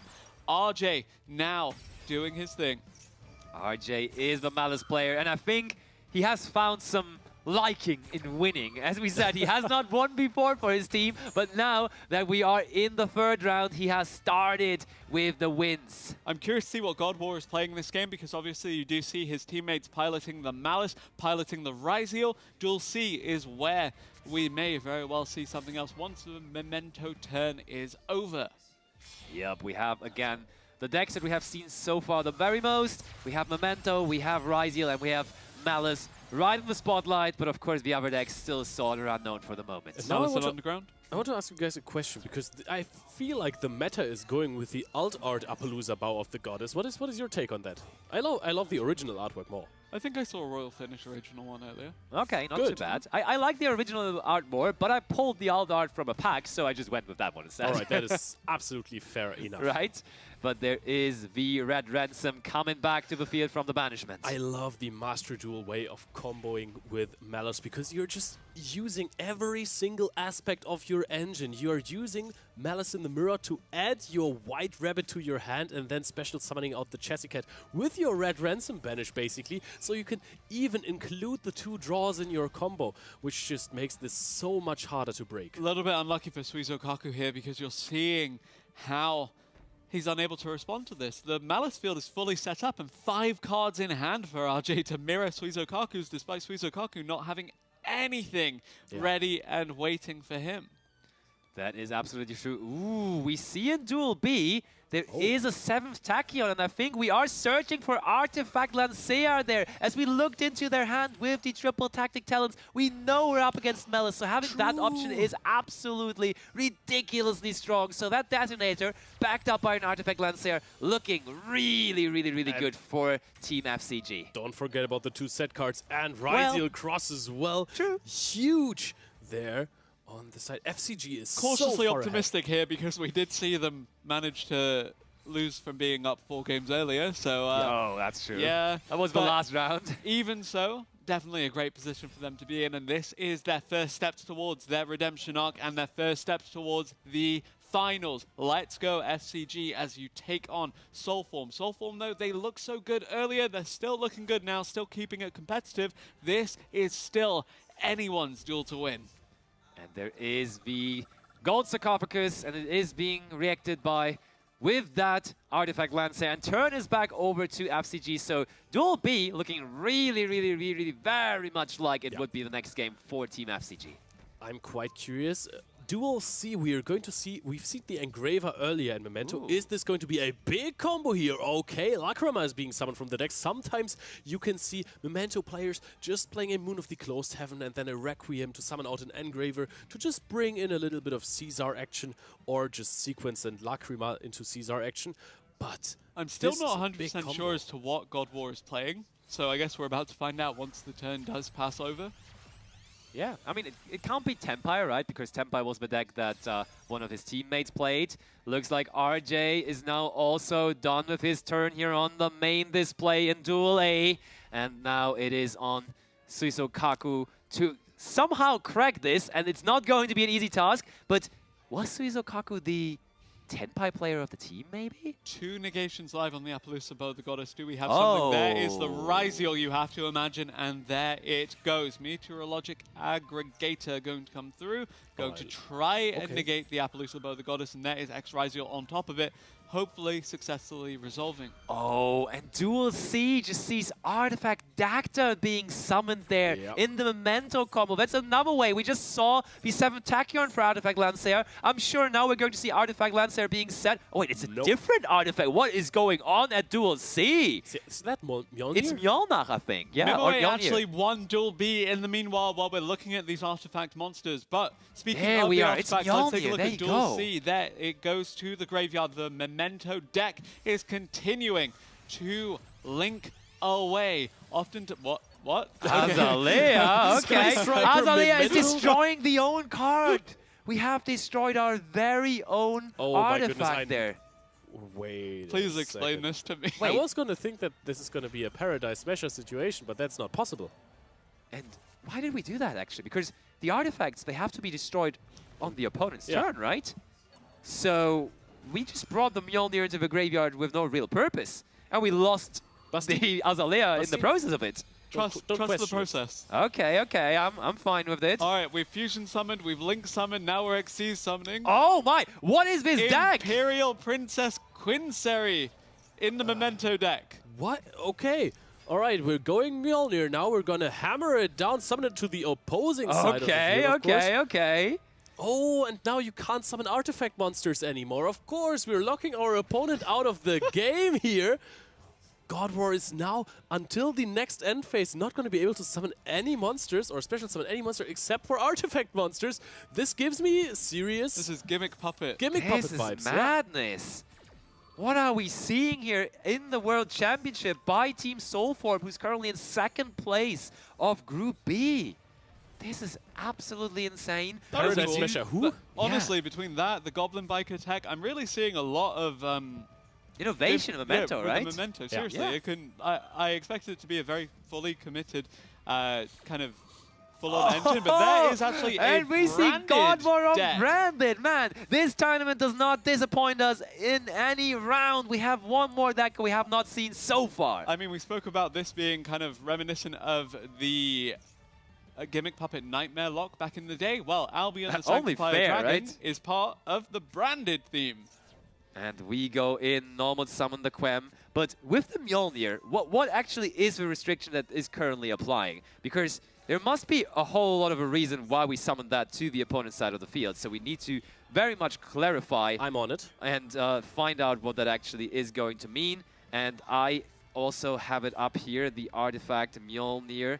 Actually, I think it actually just tells you. Oh, there so I have actually it. the turn has now passed, so I do think it was the no special summoning non-artifact monsters. Thankfully, Branded, they have capacity to play in the opponent's turn, capacity to play in the end phase. Granted, you're still locked for this end phase, so unlucky for God War, but there is another Branded card. Branded in High Spirit's going to be used here. But yeah, to break it down, Mjolnir basically says that you can special summon an artifact monster from the graveyard, which they did not do, but also you cannot special summon monsters until the end of the next turn except artifact monsters. So really no way to summon anything there, but we send away the artifact now. Yeah, but that is not going to help you. You're in the end phase anyways, and this is a lingering effect, so it doesn't matter if the monster is staying on the field there, but we are going to see the set cards are going to be a little bit more protected. Okay, we're continuing. We have the Cartesia discarded. Blazing Cartesia, the Virtuous, of course, being a key component of that Grungignol, the Dusk Dragon, to then essentially Foolish Burial something from the deck and give extension to the combos. But right now, that combo is not happening. However, some degree of disruption is, but I believe the Memento can finish it during the next turn.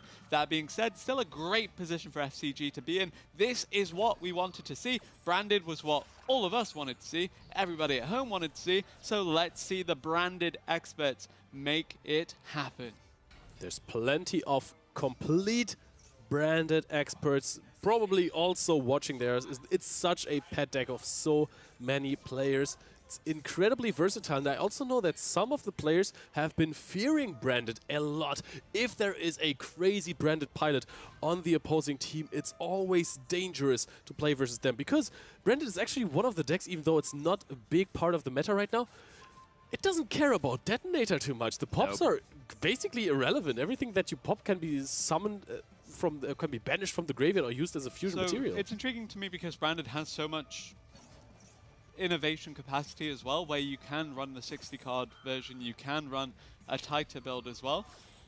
Basti, do you have any comments you want to add about the Branded strategy? But Memento seems to be doing its thing right now. It's really Memento's turn and Memento's time to shine, but I think Branded, we can all agree on, is one of those decks where you can never rule them out. You can present them with the best field possible that you can that your deck can do, but still Memento, or no, yeah, Memento also, but I'm talking about Branded. Branded finds a way to break it if they have the right hand. If they go Triple Tactic Frost, Branded Fusion, Forbidden Droplet, anything can be broken. And there is a general rule of thumb. The last card in hand is always Branded. Always. Wow. And it is semi-limited at this point in Master Duel, so you will will always see it. Screener and Branded Fusion. Anyway, looking at this game, it looks still pretty good for Memento, but looking at Duel B, we do have a fantastic lineup for RJ. That Malice full field is in full force, but here is an attempt at a comeback by Suizokaku. But that doesn't really look like the best attempt of a comeback here. It's also a pass turn, so I think that RJ is really, really close to finish this game up here with the 7 cards in hand. Just chill like that, honestly.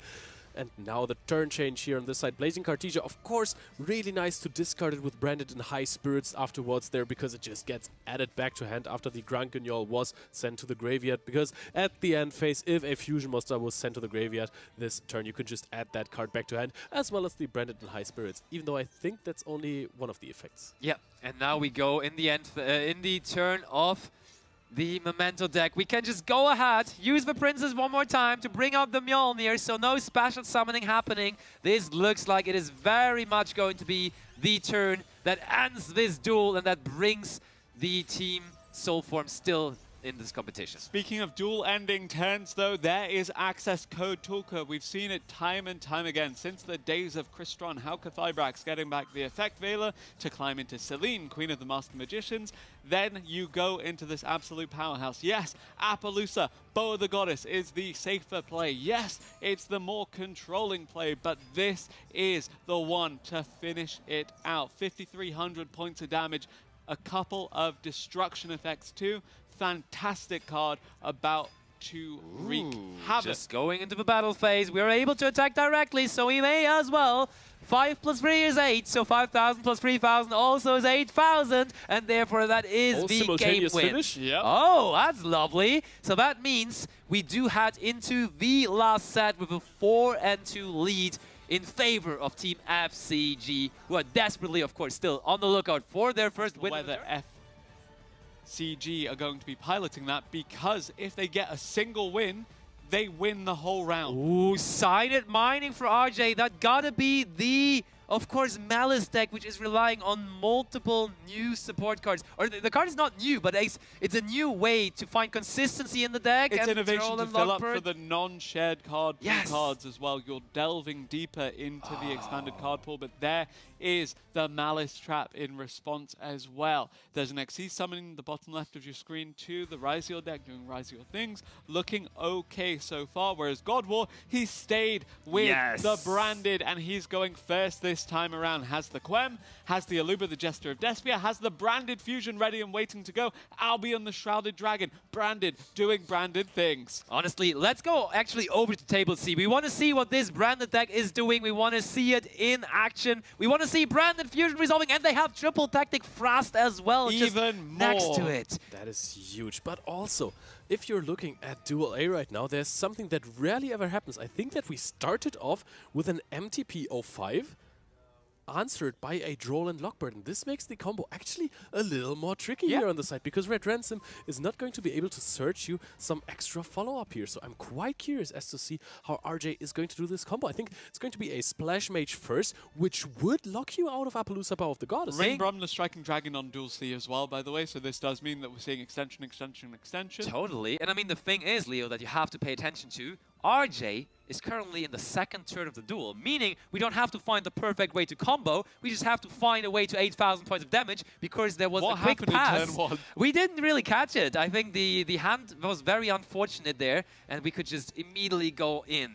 Despite that, obviously with the earlier rounds, you know, we did say kind of for FCG you have to disregard it and you have to focus on what's next, win the next 3 to secure yourself a way out. On the other hand, even if you drop this, because Soulform found so much success earlier, it does mean that they're still very much in the tournament, even if this doesn't go as planned. Because right now, FCG looking like this is their match. This is their set. This is their round, and this is their way back into the tournament. It does very much seem like that, and RJ really in the zone. He's the captain, he's the one that can make it happen, but also getting massive support from his teammate there in Duel B, who's now just also dropping the artifact Lancer there. Huge. So that's massive after already resolving the Ryziel combo there. Hard Scripter now hitting the field. This is the Malice end piece. This looks so good. Anything Suizokaku can do here. I mean, you have to have... Oh, Marcher being chained, so the artifact Lancia and Duel B not too impactful unless it's something like Crystron, even though it's also good against something like the Memento deck. Called by the Grave is still being chained. Ring takes out the artifact Lancia there. Marcher in defense position, looking not too happy about this, and I think RJ goes like, hey, I don't really need We can just still banish it, right? Yeah, but then you don't get to... Oh, you have GWC set. I think yeah, we have that's true, GWC set, so if there is no further stoppage, this may as well mean the game here for RJ, and that would mean the set and the entire match for his team. But can we close it out? Is there maybe another Bestial waiting somehow? Oh, it doesn't really look like it. 3,100. And now GWC06, the card that is ahead of everyone here, is now looking to be a crucial combo piece in the OTK for RJ. They're so close to deciding their own destiny, grabbing this tournament back by its heel, trying to go for the hard crypto, 5,600 attack, boosted by the Dormos, attacking for game, and FCG takes it back. That is such a relief for them here. Their tournament is still alive as a result, and they are so happy to be in this still. 1 and 2 on the scoreline for them overall, but that is still fine as we are amazingly well at playing is amazing. And there we have them. We do have Team Ragnarok on the left versus Team Dreams Future with the one and only Tasku and his teammates. Mist looks so incredibly locked in right now. But But we do have, Bonfire being the first card activated there here from Tasuku himself. Immediate Ash Blossom and Joyous Spring, while in the other duels we do have a Millennium combo freely resolving there. Luca, in the meanwhile, is also going to run interference. That's a Malice mirror match in Duel B, you have to imagine. So this means that this should be Ryziel up here. And right now it looks okay for Mist. But an Ash to answer the Molchami Fool Loss suggests this Ryziel is not done yet. Tasuku playing it out. And we at table C see that actually Nash has decided to go with his Snake Eye deck. We saw Snake Eye very, very much a lot at the previous World Championship in 2024. But now it is still out here, still ready to compete, still a decent factor. And from what I understand, it actually is the deck from Nash's side that is supposed to be his anti-Malice deck. But we see the Malice deck actually on the opposing side of Dream's Future is on table B. But honestly, who doesn't love a good Poplar? Fair, yeah, I'll give it to them, for sure. I mean, Snake Eye is still a very competent deck. If you are saying, hey, I need to maybe high roll in this one, maybe he also knows that the Memento deck has quite the tough matchups against Stellar's decks. I think it's not too bad to say just, I'm just going to go in with my Snake Eyes here. Yep, we seem to be seeing a good setup from the Ryziel deck here for Tasuku, but then we also have Nesh doing Nesh things with that Fiendsmith engine there. Actually looks like it's Snake Eyes Fiendsmith at that, so I guess that was Nesh's other deck aside from the Memento.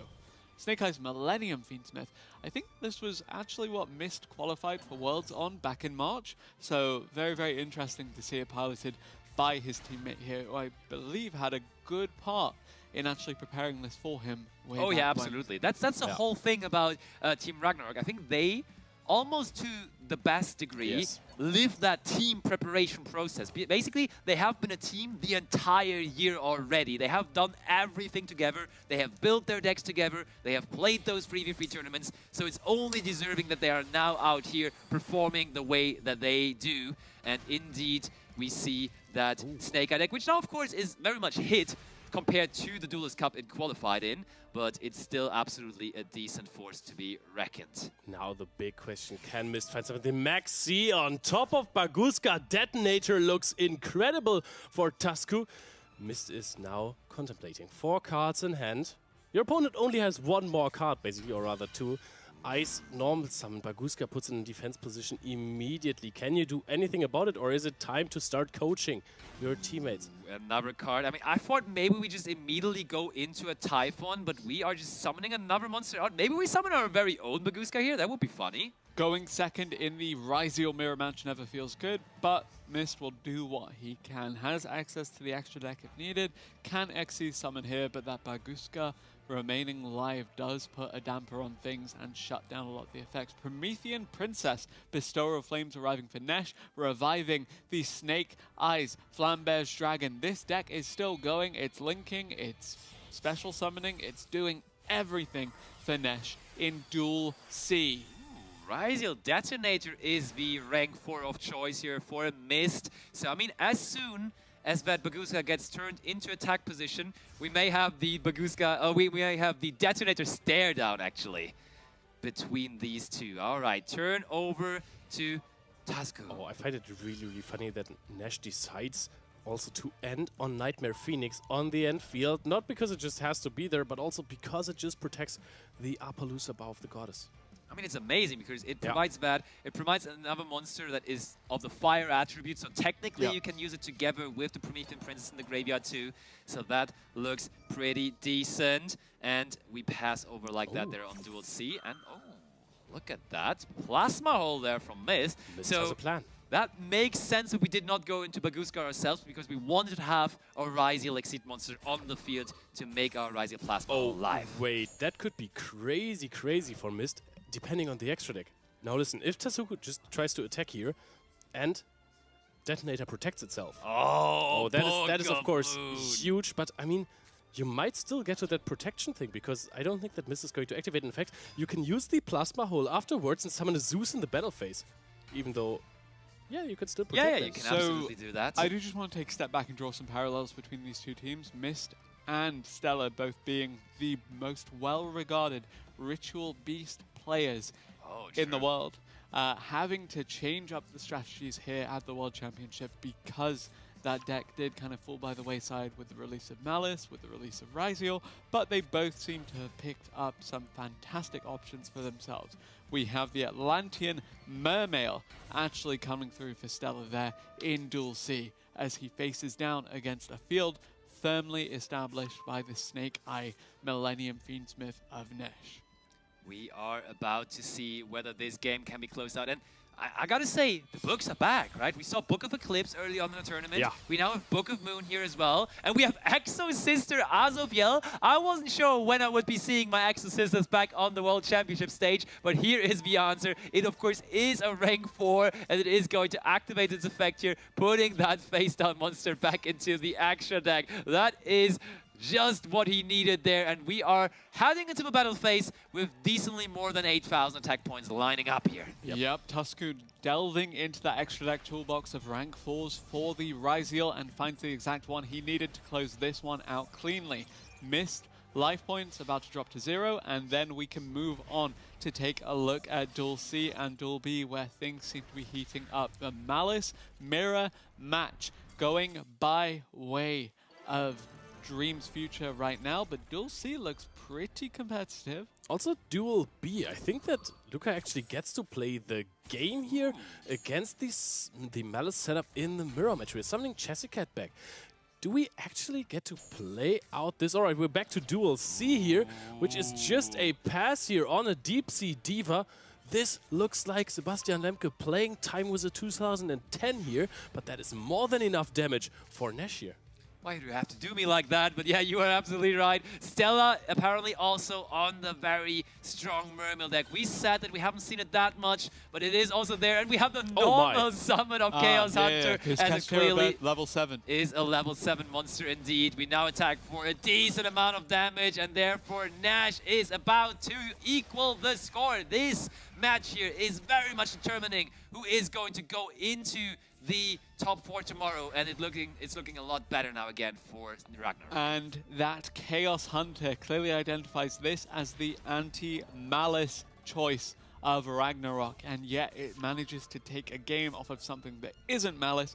Anytime your specific counter to another deck is able to steal a game for you, it's a victory. It's a win in that regard. It's literally a win, but it's also further justifying your choice of picking this as your option to go against that deck specifically. I also like the choice to play this versus Mermail, just knowing full well, hey, I mean, if I go second, I will most likely also lose with Memento against this particular deck. Fair. But if I'm playing Snake Eye, I have the best chances of creating a crazy field that can't be broken here.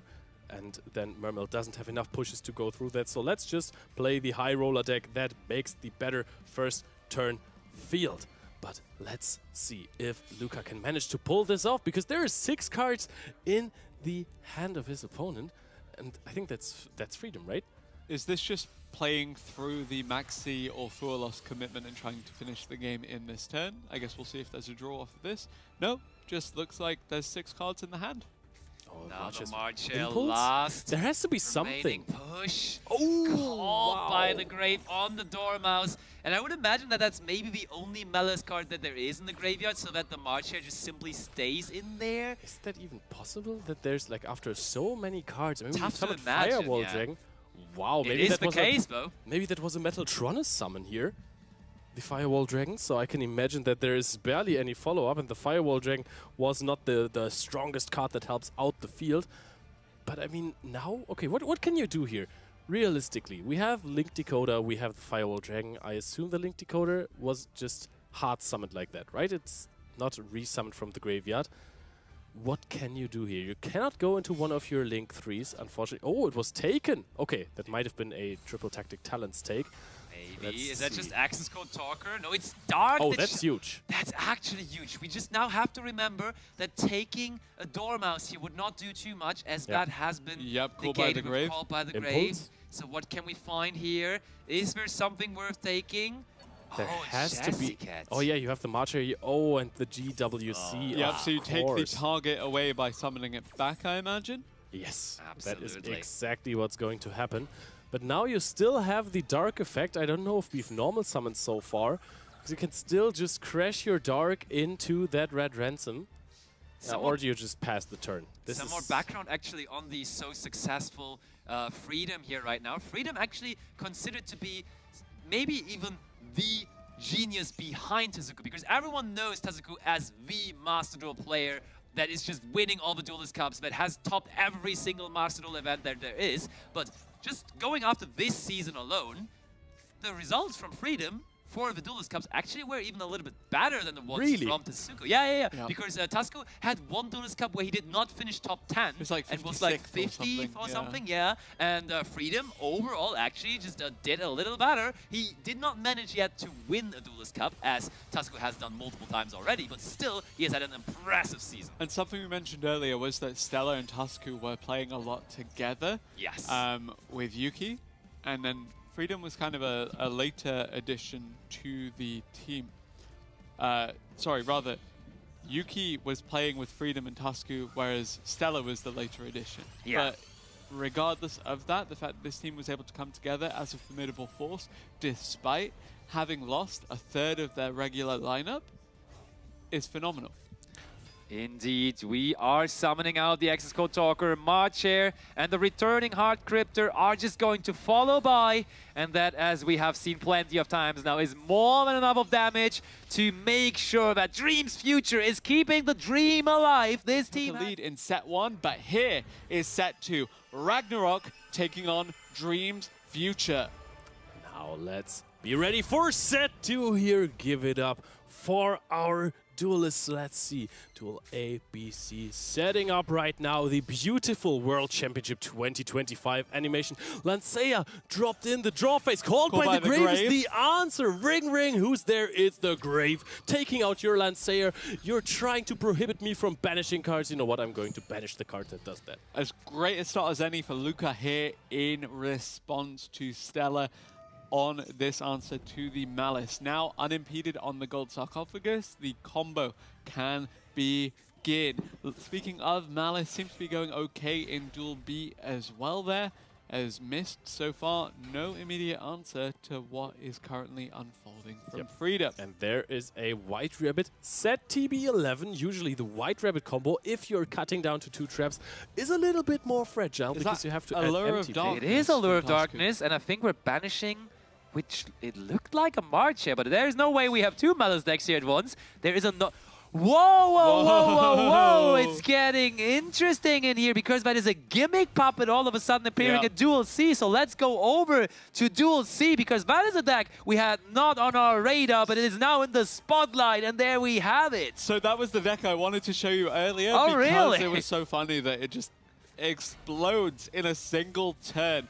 And Nesh, we've seen him answer tougher decks. We've seen him manage in the most unlikely of scenarios, but right now he looks to be in a fantastically difficult position. You know what? Tezuku is just summoning freely. Yes, Nash came out of really difficult positions, but those were games where he had a turn to play it. And I fear that this might not be the case because this deck is so well known for winning in the first turn by dealing so much damage. And Basti, I think you were absolutely right before. Some counterplay to these decks like Sky Striker Tenpai is just winning before they can OTK you. Yeah, I think that is definitely a smart move, and it wasn't a deck that I was necessarily having on my radar. It wasn't a deck that I could have told you, okay, there is going to be gimmick puppets. It is one that just simply makes sense, though. So the Gimmick Puppet Fantastics Machinix was one of the most recent additions to the theme, and it's been so good for the consistency, and then eventually bridging into the additional burn damage from the likes of your Giant Grinder and the other Gimmick Puppet cards. The main goal of this is to summon monsters to your opponent's side of the field, and then destroy them to inflict damage directly to your opponent, oftentimes before they've even had a single turn. Granted, it has a lot of choke points, it has a lot of times where you can disrupt it, but right now it's looking fantastic for Tezuku here on the Gimmick Puppet. Rank up Magic Argent Force is going to be unique way of performing an Exceed summon, because you are just going to basically rank up without using real materials, and that is going to bring us out the Dark Strings there. And from, yeah, you broke it down perfectly. So best case scenario, you just want to end it on the first turn. But even if you don't, you are usually able to create a very, very powerful field. So let's see where this is going here. I mean, so far, no interruptions from Nash, so I think that... I mean, we don't have access to the field spell yet, so in Nibiru, the Primal Being could still hit us very, very hard. But also, by the way, a nice interaction that we have discussed earlier in the broadcast in Duel A right here. Hermann Hansen had a nice hand drop. I think it was Molchami Fuwalos to answer the TB11. But if you're looking at the top right corner of the duel, there was Droll and Lockbird. And this is why I expected so many Malice players to run the Droll and Lockbird again, because you barely search ever in the deck. And if you do, it's not really the most important thing to do. So you can play Droll and Lockbird as an answer to Maxi or to Molchami Fuwalos. Yep, the rank up Magic Argent Chaos Force as well being added there to access the Chaos numbers does mean we then have opportunities to climb further with the Gimmick Puppet. A lot has been happening, no damage to the life points just yet, but just you wait. It's all gonna explode here as another Gimmick Puppet of Dark Strings does arrive onto the field here in favor of Tasku. There's no stopping this from Nesh. I'm sure this one now will be able to deal some damage, as there is already counters now on the field. And this is what this deck, next to just destroying things, is all about, because usually you're trying to destroy monsters that have counters. And as we can see here with Chaining 1 resolving, that is resulting in 3,300 points of damage, meaning it is immediately almost knocking out the half of the life points from Nash side. Yep, Fantasix Mushinix returning from the graveyard to add back some more extenders too. Rouge Doll added to the hand. This is oftentimes the choke point of the deck. You have to deny this resolution, but it went off earlier. It may go off again, and it may very well spell doom for Nesh here in favor of Tasku, who just needs 3 more wins from his team in the next 2 sets to close this one out in favor of Dream's future. Tasku now going into the Chaos XCs. And we are searching for Service Puppet play. That's what I was talking about. Even if it doesn't work out to do 8,000 points of damage on the first turn, there is a very powerful trap card with the Service Puppet play that we just searched that still is providing you so much value. But with the way it is going right now, with the way also that Tasku is locked in there in his face cam, you can clearly tell, I feel like we are just going for the full 8,000 points of damage here in this very turn. I think you can do 9,900 total just by having 3 effectively of these, 3,300 times 3, because you're going to destroy the one on your opponent's side of the field. You're going to destroy your own, but there is Ash Blossom. There was one of the many choke points that we mentioned. I expected this earlier against the Rouge Doll, but in the end, better late than never. Nesh calculates this well, continues to play this one out. String counters now being applied. It can be detonated a little bit later on, but right now seems to be okay for Nesh. Still precarious position. I also loved his mind games there, because he was yawning in the middle of his opponent's combo, just basically showing to himself, the camera, and maybe his opponent if they are in sight. I'm not impressed by anything that you're doing right here. And also, really nice play with the toggle, as we were saying, because it never revealed to his opponent. He also had it off, so there wasn't an opportunity for him to respond to his opponent. Always a scary situation when the Xyz deck link summons. It is, and we are going now. And I think that is what also makes this team so good. What usually makes all of these teams at the World Championship so good. They've played against every deck available, so they know when to best use the Ash Blossom and Joy Spring, even against a more rogue strategy like the Gimmick Puppet strategy. He discussed it with his team captain Mist. They came to the conclusion that maybe holding it for Dark Strings there is the perfect timing, but I wouldn't be surprised if Tasku still finds a way to win this game right here, right now. Yep. And there is more damage being applied, only 1,400 left. There we go. There's an extension on top of that again, as we have. Do we have any kind of additional interruption from Nesh? I do not think so. I don't think there's any kind of option, anything you can do here. Already down to 1,400. That's one Gimmick Puppet effect from totally done in this game. And on the bottom side, you can see in Duel A, Mist goes for an X play, and X gets negated by Infinite Impermanence. Of course, Aggregator tries to negate the Firewall, but that is responded to by the Firewall by sending a pack bit, and now the X is sent to the Spell and Trap zone. And after that, even if you have a sword, you can't summon it out because you don't control a Ryziel monster or have one in the graveyard. And that is super tough here. Meanwhile, of course, Luca is just chilling. Cruising, yeah, definitely. The Malice player of the team not having any problems and trying to just close it out here again. We're in the end phase, so the Max C goes back to the hand because Deep Sea Minstrel was a push, but the push was not enough to overcome the army of Link monsters that Luca provided. Gimmick Puppet has done it. Tusku did it. That was clean, and that was all Tusku needed with the Gimmick Puppet deck. Now, not the greatest showing for Mermail Atlantean so far, given the fact that it's just dropped another game. Luca, though, keeping his team in the round.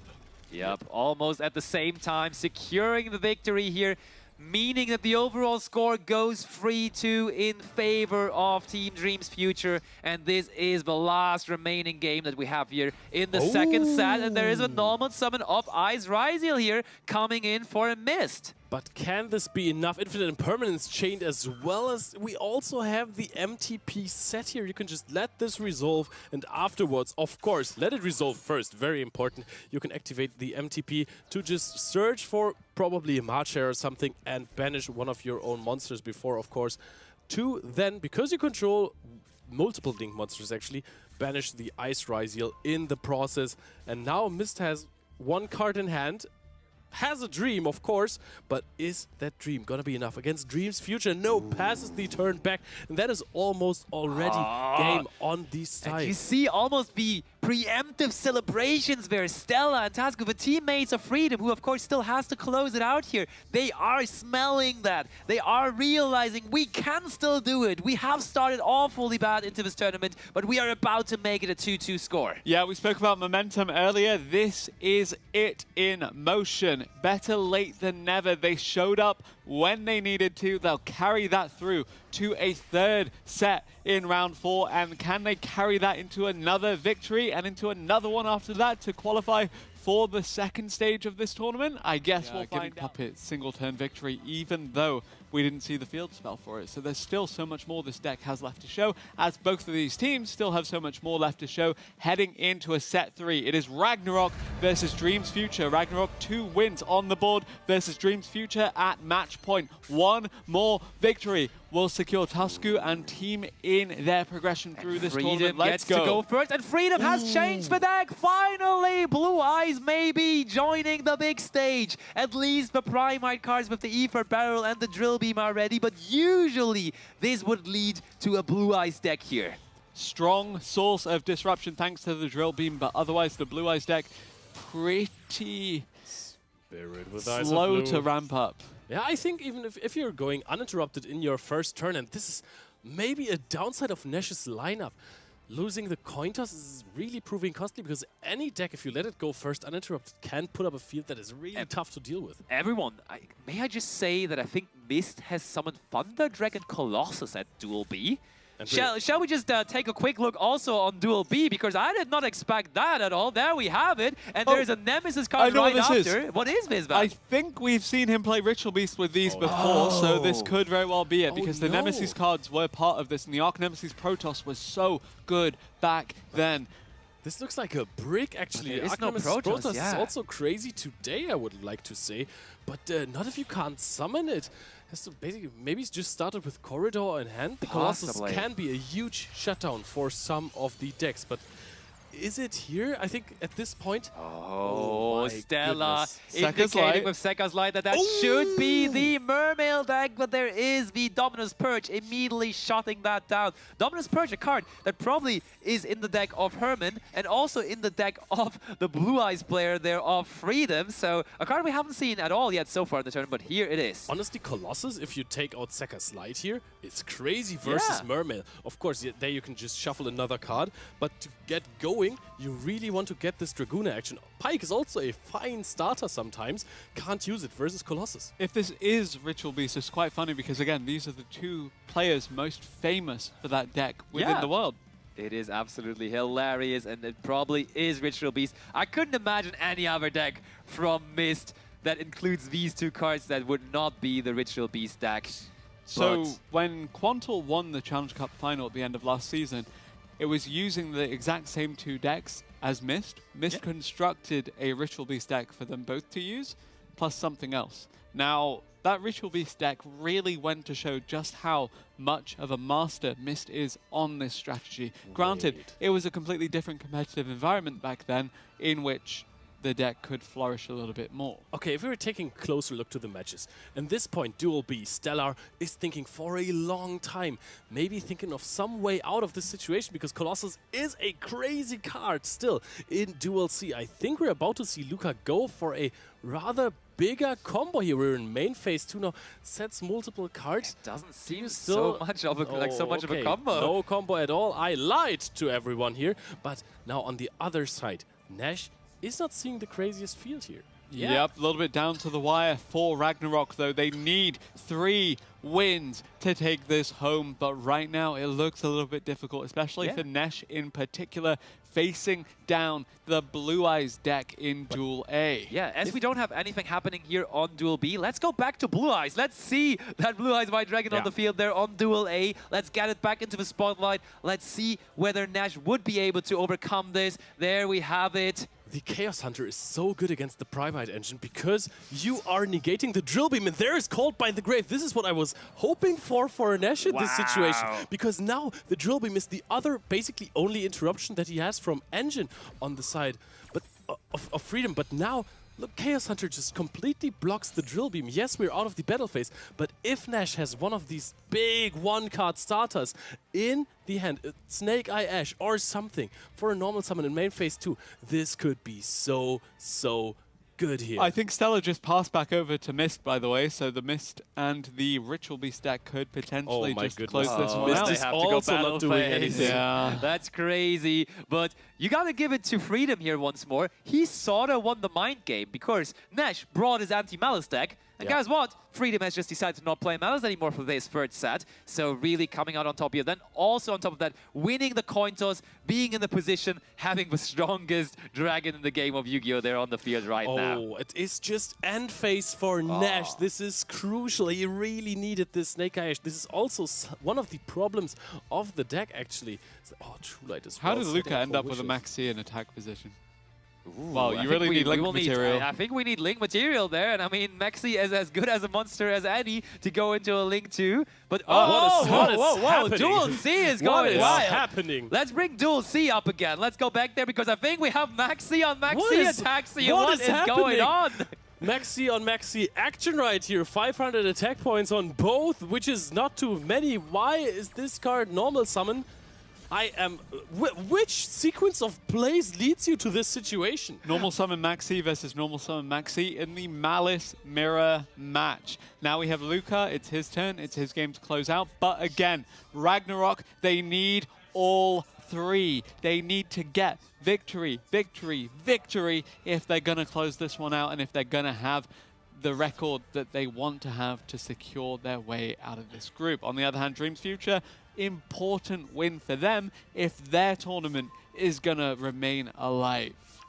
And it's looking very strong on the side of Freedom with the Blue Eyes White Dragon on the field, and Sage is a normal summon here as well, already having the True Light set up, looking super strong here in this matchup. And now we can of course see Luca go for some attempt of a combo. Marcher is being activated and hand Link Decoder on the field. By the grave again. All of these cards in banishment is crazy. But can you still extend from this? Oh, and missed one Duel Ace. So it looks all right here again for Team Ragnarok. They have pulled one back.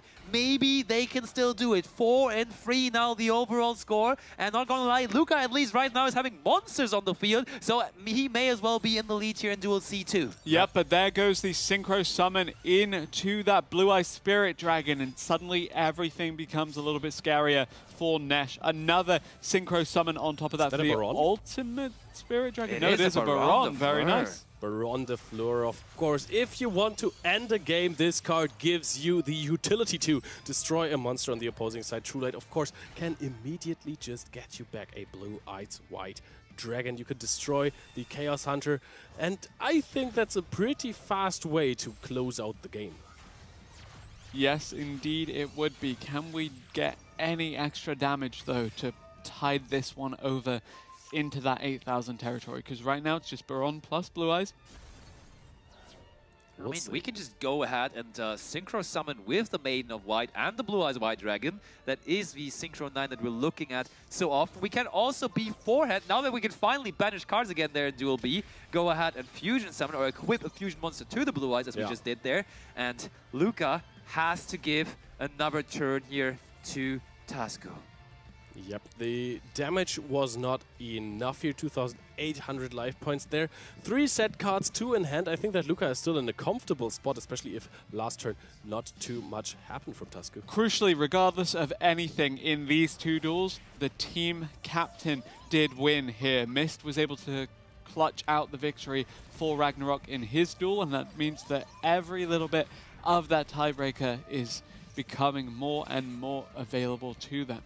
Ooh, and there is finally an X-Ryziel here for Tusk. He has been waiting for it, but there is the answer from Luca. There is Matnotronus. That card is really putting in the work here in this tournament. It is being played in so many different decks. It just makes sense, as it is definitely up there in terms of non-engine. One of the best spell cards when you're playing into Melis, when you're playing into Ryziel, and as these are the two most represented decks, it only makes sense that this card also is very well represented. Nesh getting another turn here, though. The Blue Eyes deck, as we said, can be quite slow when it comes to ramping up. It's good, it's formidable once it's able to set up, and it will be quietly consistent here. But there is Meows, the card you are asking for all tournament long. Hasn't really made an impact so far, and won't do so in this game either. I am not too sure. There's double Meows here, and it is chained to True Light of summoning back a Blue Eyes White Dragon. So this is going to be through 2 fresh new cards. However, it's going to be so tough to out this field. There is still the Spirit. There is Baron de Fleur.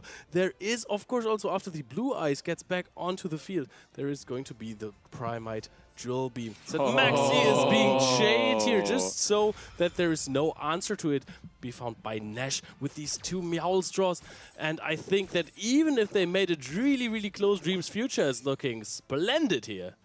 I gotta agree. Blue Eyes White Dragon once more in the animation. It's on the field, and Nash basically with a pot of greed movement there, drawing the top 2 cards from his deck. But can they help him? Fiends of Engraver is a card to draw, not gonna lie, that can help. Yep, that is a 1-card starter for him. Of course, you'd have to consider that Baron still has the Negate live, and you have the Primite Drill Beam set there as well. And I will say that the Spirit Dragon has a on-field effect that sometimes is really relevant by negating a card in the graveyard activated. Sometimes it's not relevant.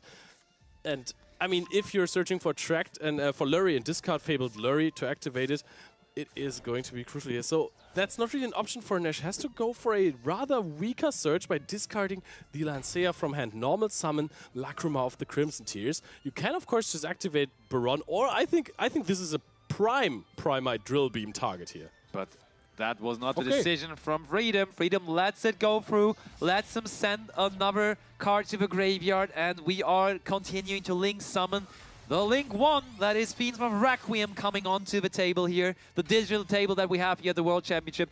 First Maxi draw there also for Freedom. This card has caused so much chaos in the TCG.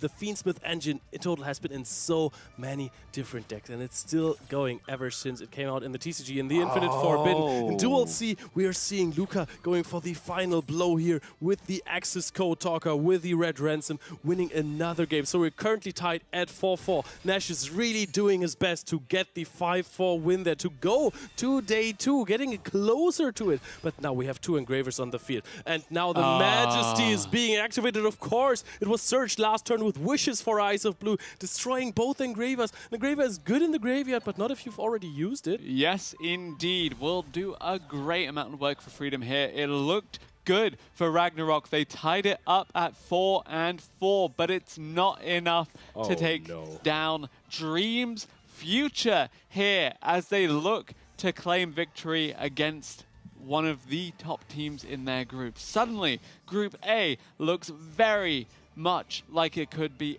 anyone's all over again. Dream's future back to 2-2 here after the next battle phase. I can't assume that you're going to go for many plays, but I can think that we're going to see the great animation of Blue Eyes White Dragon attacking with the burst stream of destruction. Main phase 1, come on, give it to us. Everyone is waiting for it. Baron attack. Oh, Blue Eyes White Dragon, come Blue attack, Blue Eyes, Eyes. yes. Direct attack, burst stream of destruction, let's go! That's what we needed. That's what everyone needs in their life, and that's how this match is done. And that's what hasn't had the greatest time of it, but this is their chance to make it back. On the other hand, you have Snipe Hunters looking to keep that dream alive a third year in a row. Can the stars align for them? Can they make it through this, or will alignment be able to take them out? We're going in for the last round of the day. We're going to see a huge start here with the gold sarcophagus. Banish the Dormouse, and Quantal is now just looking at Kinokoko's Malice combo. Oh, Dominus Impulse here is an answer to the Jessica. Is there another extender? Kinokoko is laughing, shaking the head a little bit. Can you pass on this? Is that a possibility? Gold sarcophagus is not the most used starter if you have another. We see on Duel B, there's a quick pass happening as well, and that pass came from Josh. Got ashed on his 1-for-1, and that it's going over to his opponent. And we saw him being so humble, but Arata seems like he is taking control here in this game. And we have a multi-sharpie full, at least resolving from Josh. Yep. He had to pass on an empty field, but at least he gets to do that now. And Arata is a T-Elements player, ladies and gentlemen. That is nice to see. I love this. You thought you were done seeing Taillaments, but here comes Rhino Heart. Normal summoning Rhino in the face of Quantal feels like an affront to the king of Taillaments, or rather Jesse Cotton's rival for that title. But here is Kit Kolos on top. So many summons under the Fualos, going to give so many cards, but again, happy to do so because the game could very well end before Josh has a chance to use them. Actually, Duel C is getting kind of crazy right now. That was a pass on a link decoder there against Emra, I think. Oh, wait, there we have it already. No, wait, that is a completely different game right there. Let's go back to the match we just had. Let's go back to Duel A here to focus on that one, as we have there. Oh, there, that is Quantal, that is Duel A. Okay, that will work. And we have Quantal probably still being on his Malice deck as well. And then on the other hand, we have his opponent here right now. We have the third team member. We have the good old Kino. Oh, no, wait, that's not Kinokoko. Oh, wait, it is Kinokoko. Of course, he's still comboing. And it is Quantal versus Kinokoko. You know, I was a little bit confused about all of these link decoders and all of these decks there. But for the moment, you can also enjoy a little peek into the match of Fala Galera there. Because everyone right now is trying to qualify for Day 2, as it is the last round. And we have no team guaranteed so far. No one is undefeated here. All of these duelists are playing on the same level. At the moment, everything looks good for alignments. Of course, we have Josh taking the lead, rather falling behind after getting the onus on the gameplay by going first. And yet, the Taillaments deck is not done yet. Quantal, on the other hand, trying to intercept with this Bestial Magnamut. All right. This is a common point where you use a Bestial versus the Malice combo to banish the link decoder. But that is... Wait, did that even happen on a link decoder? We're only seeing Chain Link 1 on the red ransom, which is going to add you something at this point. It is... Here we go. Enough Taillaments damage to close this one out, unless Josh has something. Does he have an answer here? Is there something he can do? I don't think it is enough, right? It is awfully close, but I think we are going to be left with a couple life points there. And he has a few cards because of that Fualos, so there's still the opportunity. Is there Snow? Snow would be the one to make it happen. Maxi, someone... Oh. Why are we activating the Maxi here? That is surprising. Don't ask me. What are we going to do with the Maxi main phase 2? Josh just want to make sure that before we head into the main phase 2. Wait. 1,200 life points. That is Lacrima burn range, and I think that Josh just knows about that. Keep some hand trips there for possible Requiem shenanigans, but that is a track from the graveyard fusion summoning, and now you need basically a Skullmeister to negate this, but I think that you're... Oh, we're not even going into the Appaloosa here to possibly block something. SP Little Knight, Lacrima is going to activate the effect in the graveyard to deal 1,200 damage. And that is that. In the meanwhile, we see more of that direct to life points burn damage coming through in Duel C. Gimmick Puppet making its return to the world stage. We saw it earlier. We've seen it again here. Ooh, and it is ending the game there, and we have simultaneous burn damage to seal the deal here in those two duels. And that means that we have another Gimmick Puppet player actually on the roster of Team Alignment. So it's not only a choice that Team Dream's future mate, but also it is here on Alignment's teammate. And that should mean that this is a 2-0 score overall here, isn't it? Yes, indeed. So far looks pretty good overall. Let's look at Duel A though, as that is still ongoing. Quantal keeping his team in this, hopefully, but so far has yet to have a turn. It's Malice, Malice, Malice for Kino Coco as the team captains face off against each other. And I mean, we've said it before. Basically, what Snipe Hunters have to do is to sweep this matchup. They kind of have to go 9-0 to be in contention for day 2. So this is already looking super rough, having lost the first 2 rounds. It's even going to get tougher to win this entire matchup here. Just looking at the faces on the players by comparison, though. Arata's laughing, Goyoku's having a great time. This is a team whose dreams of escaping the group were pretty much over. And yet here they are, for the love of the game, continuing to play this out and continuing to do great things. But it's Snipe Hunters. This game was so important. This match is so important. They need to win it. So you're seeing, there they are, focused, calm, collected.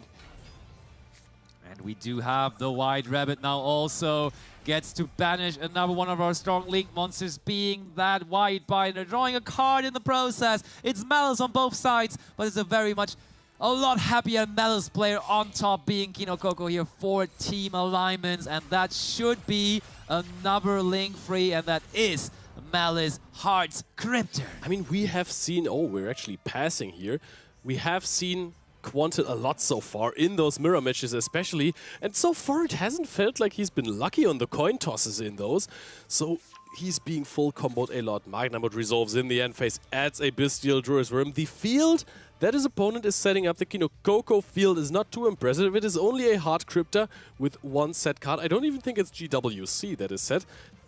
Actually, it might be GWC. Yeah, I think it is. I think we just set the GWC, so that is still pretty strong. But you look into the face camera of Kino Coco, and he was not... Was he happy? He was kind of shaking his head a little bit too, because that is somewhat of a minimalistic field for the Malice deck. Let's face it. Sure, it does provide you with a couple of interruptions still, but it's not perfect, I want to say. Either happy or laughing in disbelief, perhaps. Maybe, yeah. Both could be true. There's like also follow-up there. Of course, you destroyed the Malice P-March here, but you can banish this one with the Druid's Worm. You have +1 now in the end phase even, so the Druid's Worm can't even be banished in this turn anymore. Now, 4 cards in hand for Quantal. Has another Malice card in hand. We know that because he attempted to use March here. Yeah. But just look at the face cams of Arata, Kino Coco, and Goyoku. They're just having such a good time laughing together here. It is the most fun tournament of the year. Even though the stakes may be the highest, it's still all about the fun that you have while dueling, and they're just having a good time together as a team. And Quantal is possibly now having a good time normal summoning the most strongest of the Malice monsters. Yep, that is as good a starter as any. Does Kino Coco have any kind of response here? I see them nodding their heads, saying yes, use that.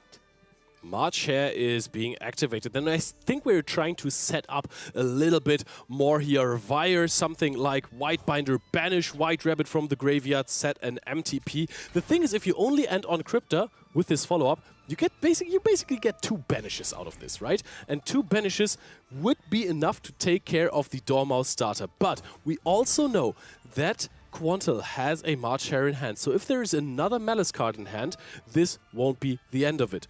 Are you even going to immediately respond to the Malice P Dormouse here with a possible MTP banish and then Cryptor banish it again before it can activate the effect? I think we saw a decent amount of Malice mirror matches throughout this weekend in this tournament where it really felt one-sided, where one of the Malice players, usually the one that went first, was just cruising and dominating. But this one, just actually feels like we are going to get into an open conversation here between the two Malice players, where Quantal is not really out of the question here just yet, and may be able to just grind his way into this match. I like the approach that some other teams have taken that have tacked their Malice deck for the mirror match, because so far we've seen so many instances of Malice just going crazy in the mirror after winning the coin toss. And then, of course, Malice can play into Malice a fair bit, but you will basically never be able to break a full field and go for the game in that turn, and then you're just going to get OTK'd in the next one. So I think the idea of playing like Meowls or maybe even Latzea in your own Malice deck doesn't even sound too bad to me. Yeah, I do agree. That seems reasonable. And we see Kinokoko continuously bringing back more and more Malice monster. That Malice in the mirror, though, that we just searched is not going to do anything this turn. The empty PO7, though, that we just set, able to be activated this turn, as we have plenty of Malice monsters that we can banish. Yep, full field of monsters here. Unfortunately, cannot really be used as link material from this point onwards, because it is, of course, Quantal's turn still, but can very well be sent with the trap card to further extend. Does Quantal have any kind of response here with his starter now banished? I love the hopeful views from Emre and Josh going to the center, going to the team captain Quantal, hoping that somehow he's able to pull this one out, to somehow be able to make it happen. But this Cryptor is banishing the Dormouse immediately. I'm going to call it. Matcha is going to be activated, and Impulse is... Oh no, we're actually resolving this immediately. So now the White Rabbit, and Kinokoko is just laughing. There's nothing to lose here anymore. Going for the... He's having the best time ever, while actually Quantal gets to play. So what is going on here? And I mean, the speed with the Matcha resolving, with it was resolving, was actually concerning, because it felt like there was no response even available, and that's maybe why Kinokoko is laughing. Maybe he toggled off for some reason. That would be a funny one to do here in the World Championship, but we will find out momentarily. I mean, on the field there is just nothing for him. That's a bunch of monsters, but they don't do anything, especially in the face of an access code talker, which might be happening later. The set card is GWC, as we figured out earlier, and this card, it can be, versus some Fiendsmith shenanigans, can be an interruption to summon out the White Binder to get rid of some problematic cards in the graveyard. If you're banishing your opponent's Malice cards in the graveyard, I don't know what your problem is. Yeah, I don't think that is going to happen. And I mean, one thing we have to consider, 3,500 life points only for Kinokoko, which means essentially one access code talker, if we can then next to it just clean up the field a little bit in terms of monsters, might be enough to just go for it here. Or we could even just get one big Red Ransom onto the field and then attack over something else, and that may also be the writing on the wall. But we shall see. Kinokoko. You see Kinokoko is really shaking his head, and Goyoku is just laughing with him. Maybe could have done something a little bit differently there, but I'm not too familiar with the Malice Mirror match enough to say, okay, I'm qualified to advise the world contender on how to play the Malice matchup. That being said, though, Quantal's still in this, still able to play, now running through scenarios with his team, you have to imagine, and now calculating how can he navigate this. It's a formidable field, yes, but a lot of these effects have already resolved. A lot of these options have already been extinguished, and as have some of these life points. Ooh, that could be Lingoriba, but no, it turns out to be Link Decoder, which is summoning itself into the zone that the Cryptor is pointing to, using the Link arrows wisely and following it up by a Link free. And now it gets interesting, because that is the moment where the Bestial Druid's Worm is in the graveyard and will activate here as a chain link free after the Red Ransom and the Link Decoder. What are we trying to go after here? It is the Dormouse, just simply. Okay, monster in defense position. We want to make damage this turn. I get it. Yeah, I mean, there's 3,500 life points left for Kinokoko, so it's easy to win this game if you get a little bit of damage off. 3 monsters. There's GWC. Don't forget about the life points gain of GWC. A nightmare for every chain burn player out there. Ooh, but there's our very own GWC. And one thing also that Kinokoko will have to remember, Lingoribo can counter the GWC if it's summoned at the right time. So I feel like whenever there's just one Malice monster around, you gotta respect the Linguribo somehow and maybe just preemptively activate the GWC. We shall find out. We shall see. I think I can see a line, depending on how much information they have about the deck of Kinokoko, right? But I think there is a line in which you just summon out the Chessy Cat now or Marcher at this spec. That works too, I think. Yeah. Even though I think we've already used this one. Yeah, we've used Marcher already, so yep. Chessy Cat is still in the deck, supposedly. Think you can just go for a Dormouse, banish the Chessy Cat now with this, right? And then go into a Linguribo sneakily, having the Chessy Cat on the field, drawing 2 more cards, then having Linguribo plus doing an access code talker. And now we continue with the Chessy Cat trying to find even more cards. And we are drawing. Quantal is really able to possibly do it here. They are continuing to push. Quantal has to keep his team around here. Quantal is the one, the team captain for the first year. The last 2 years, it basically was Josh who brought this Team Snipe Hunters to the world stage. But now it is on Quantal's shoulders to carry. It is on Quantal's shoulders to make it happen. And that's also why this is the last game remaining here in this first set in the very determining round 5 of this round robin. There is the access code talker with enough attack to punch over anything here and almost enough to finish the game by itself. Still need something it's though. not GWC. Okay, that changes things up a little bit. Called by the Grave. We cannot prevent the attack gain from the access code talker, but of course we can at least take out one of the attributes from the graveyard so that the distraction is a little less painful. I mean, I think you have more than enough darks in the graveyard, or if we're going for a Linguribo here. What I can see exactly is Linguribo, and then you're linking those two off now for a Splash Mage, because Splash Mage is water. Yep. Summon back something, go into a possible White Binder there, and then get ready to destroy some more cards, even though, yes, a very easy way to deal 3,500 damage. You need another extender to go into a Hard Crypta to deal more damage. That absolutely is true. And we go in, Link free. Is that going to be another Malice Link monster? Indeed, White Binder is the one of choice.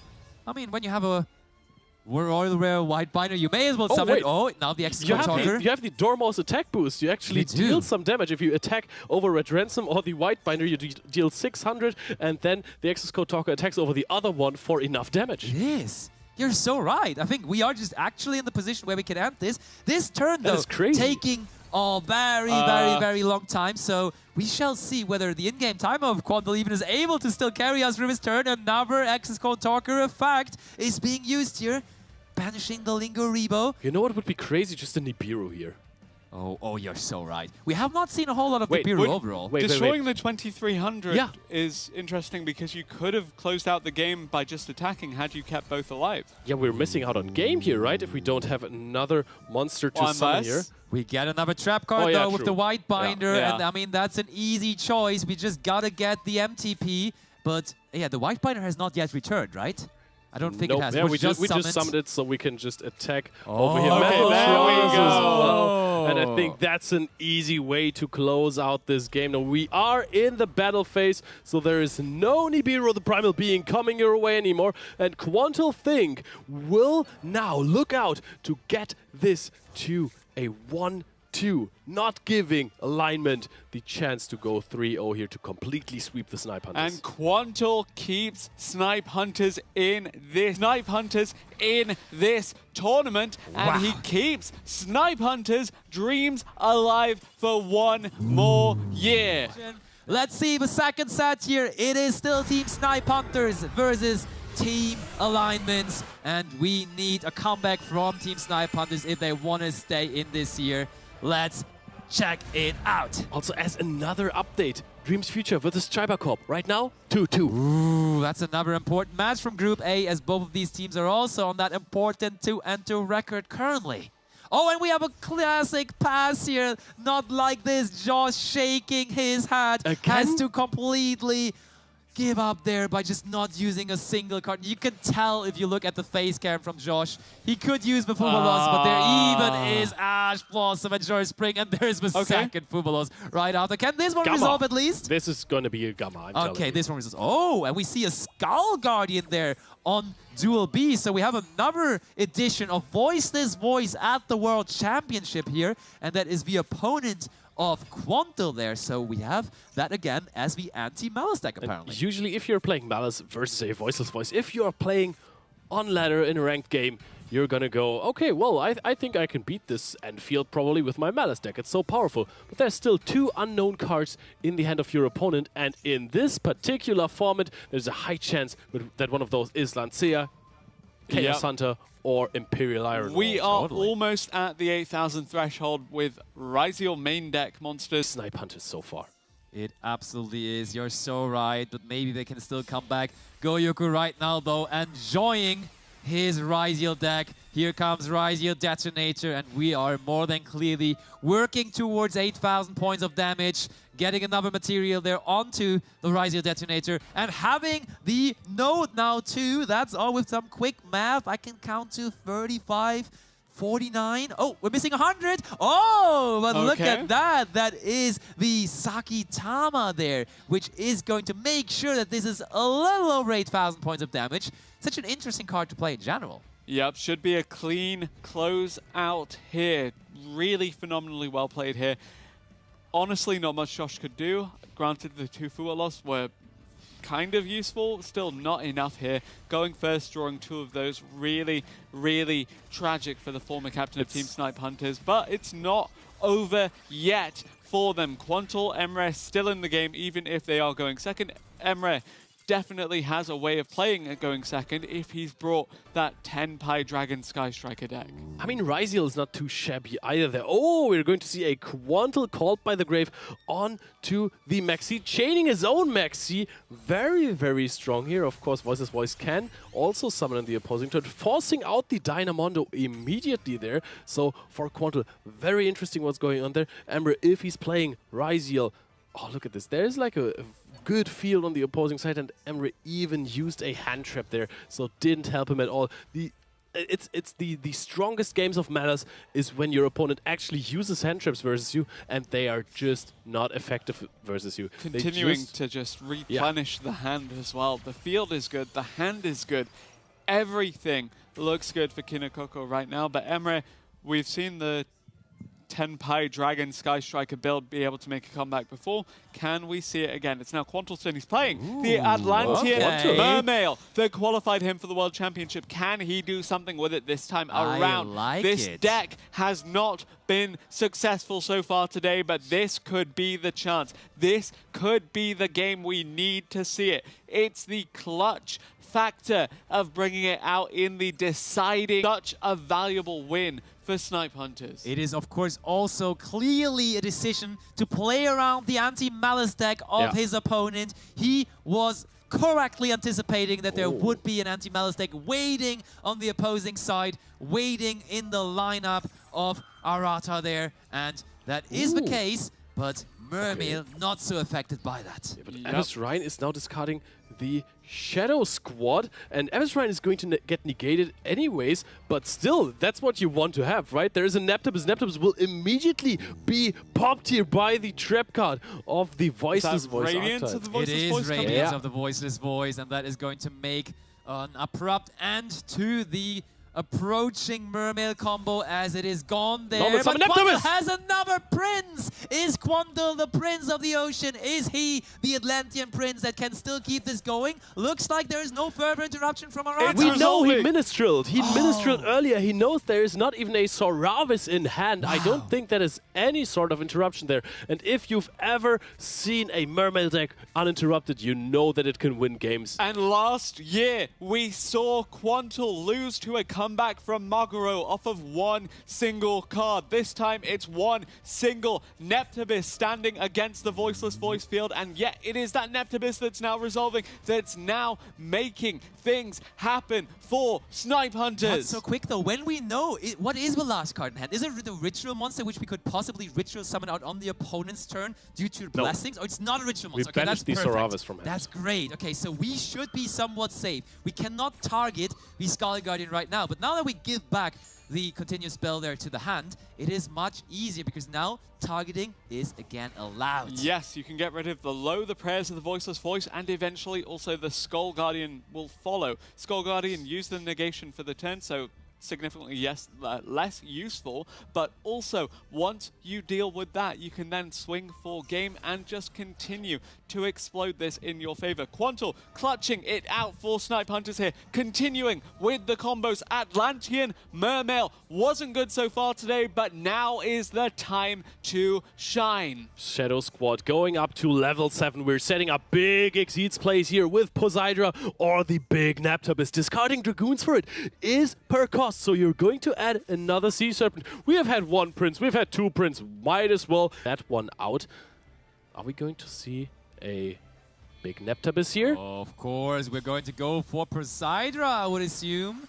And there we have it. Poseidra Abyss, the Atlantean Dragon Lord, is of course the extra deck variant of Poseidra. We saw the main deck one coming with a special summon from the hand, but now we upgrade our Exceed monster into this Poseidra. Solid win ratio when it's been seen, of course, does suggest that this is one of the finishing pieces of the deck, and as long as the deck is allowed to get to this stage of the combo, it's basically accomplished its job. Doing fantastically well to keep Quantal in this duel, doing fantastically well to keep Snipe Hunters in this tournament. Bounces back 2 cards to the hand, clears the field, and gets ready to unleash this Atlantean Mermail.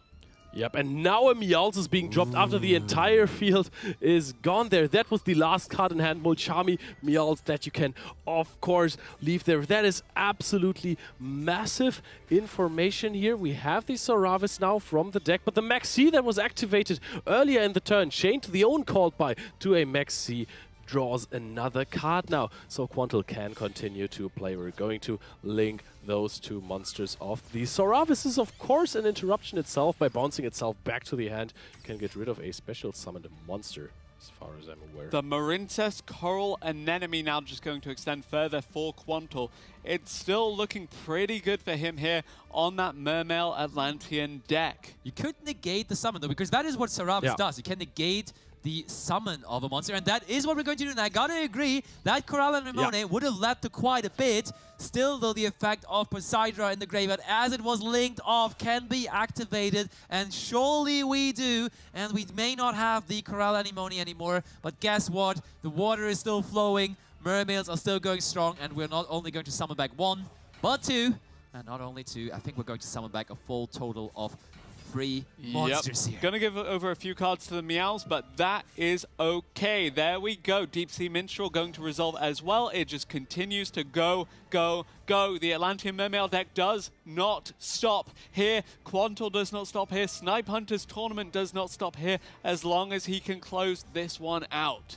He is definitely trying, and also still on Duel C. Emerald also very much trying, showing his Ryziel deck, Malice deck of Kino Coco, but Kino Coco still, of course, a very accomplished Malice duelist. He may have lost on the first set there against Quantal, but we see again he has a massive field brewing there on Duel Table C. Yep, Malice is such a dominant strategy here in this tournament, in this meta game. If not every deck can play Artifact Lancia, Malice just becomes such a powerhouse.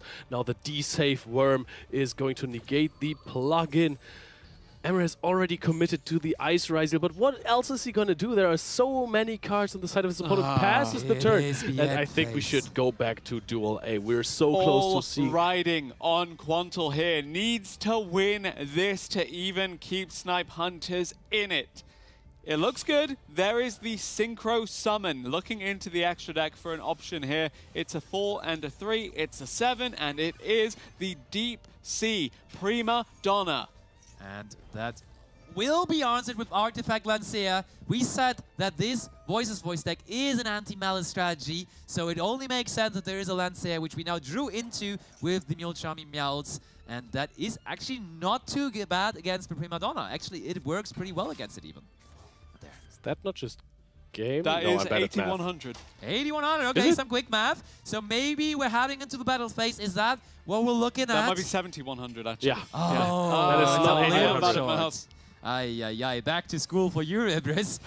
Doing math classes again, but I'm sure Quantal is good on his own math. White Aura Monoceros now coming out here. 2500 attack points on that. 52 plus 16 is 68.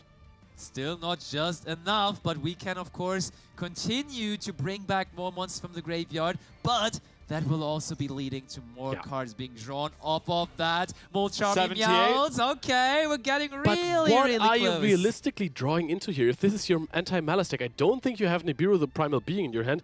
Maximum a Chaos Hunter can be summoned here, I think. I don't think there are any other really impactful hand traps that you're running here. To be fair, though, the Chaos Hunter could at least buy you a turn, right? One more summon, one more Synchro summon here. Level 6 this time. It's going to be the Coral Dragon making an appearance. That is still not 8,000 damage. Oh, that is 8,000 damage. It is, with the boost that is applying there. It actually is, and we see Quantal not only in the first set, but also here in the second set, keeping the hopes alive for Team Sniper. Right now, which is Chiba Corp versus Dreams Future, are still duking it out on another table. But let's see. Duel B, Duel C, Duel A loading here in the last round of the WCS in Paris. Sit down, everyone. It's game time once more, and it was another coin toss lost here for Team Snipe Hunters. Josh not able to go first, but hopefully he drew his full house again, and there's a set free there. Nice. That's possible, maybe. That looks promising, unless it's Labyrinth or Dynamorphia. Probably the full Oh no, we normal summon full house again. You But gotta be kidding me. we have some options here. The Goblin Biker does suggest that it could very well be the Memento deck that Josh is piloting.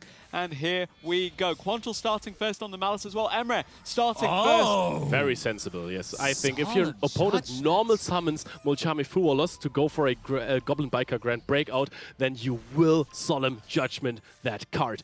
And I think that is going to result in a pass from Josh here. Sets one more card and gives it away to his opponent. How's it looking on the other tables? Looking pretty good for Snipe Hunters so far. Of course, Emre getting to go first with the Ryzeal has not been disrupted, able to set up accordingly. Malice, the same situation here. And it is Labyrinth, but there is Ash Blossom and Joyous Spring. And suddenly, this doesn't look too scary for Josh because the Labyrinth won't finish the game next turn.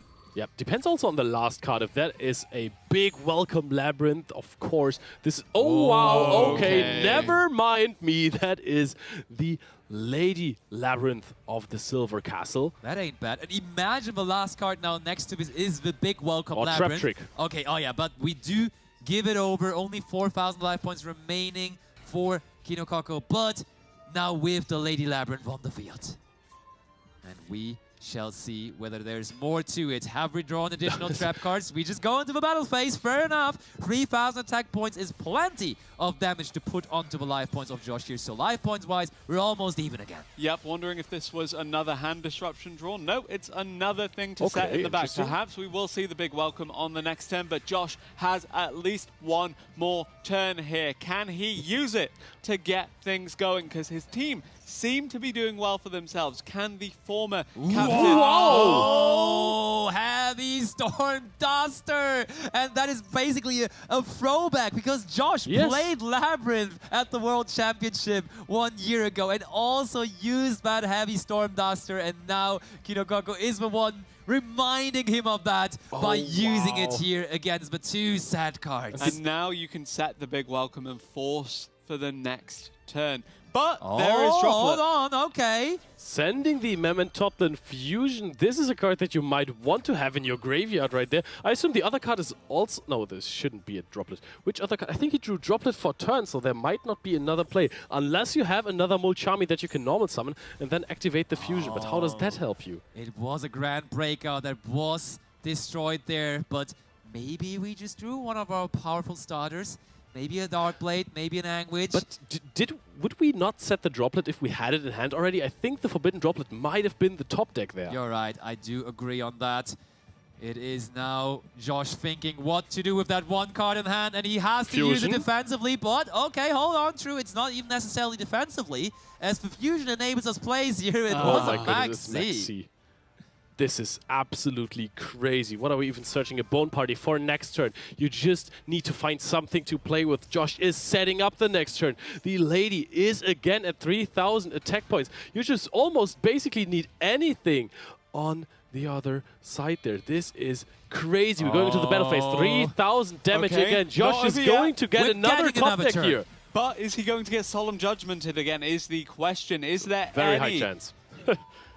Yeah, true. We will find out. I mean, the Bone Party on its own doesn't even do anything. We will need a Memento monster next to it, and that is required as a draw for turn. Josh, is there a play? Can you keep it competitive? We go into the battle phase. Hold on. Is this maybe an evenly matched But how does this help in this situation? Because his opponent knows exactly every single card there. If this is an evenly matched, you just say okay.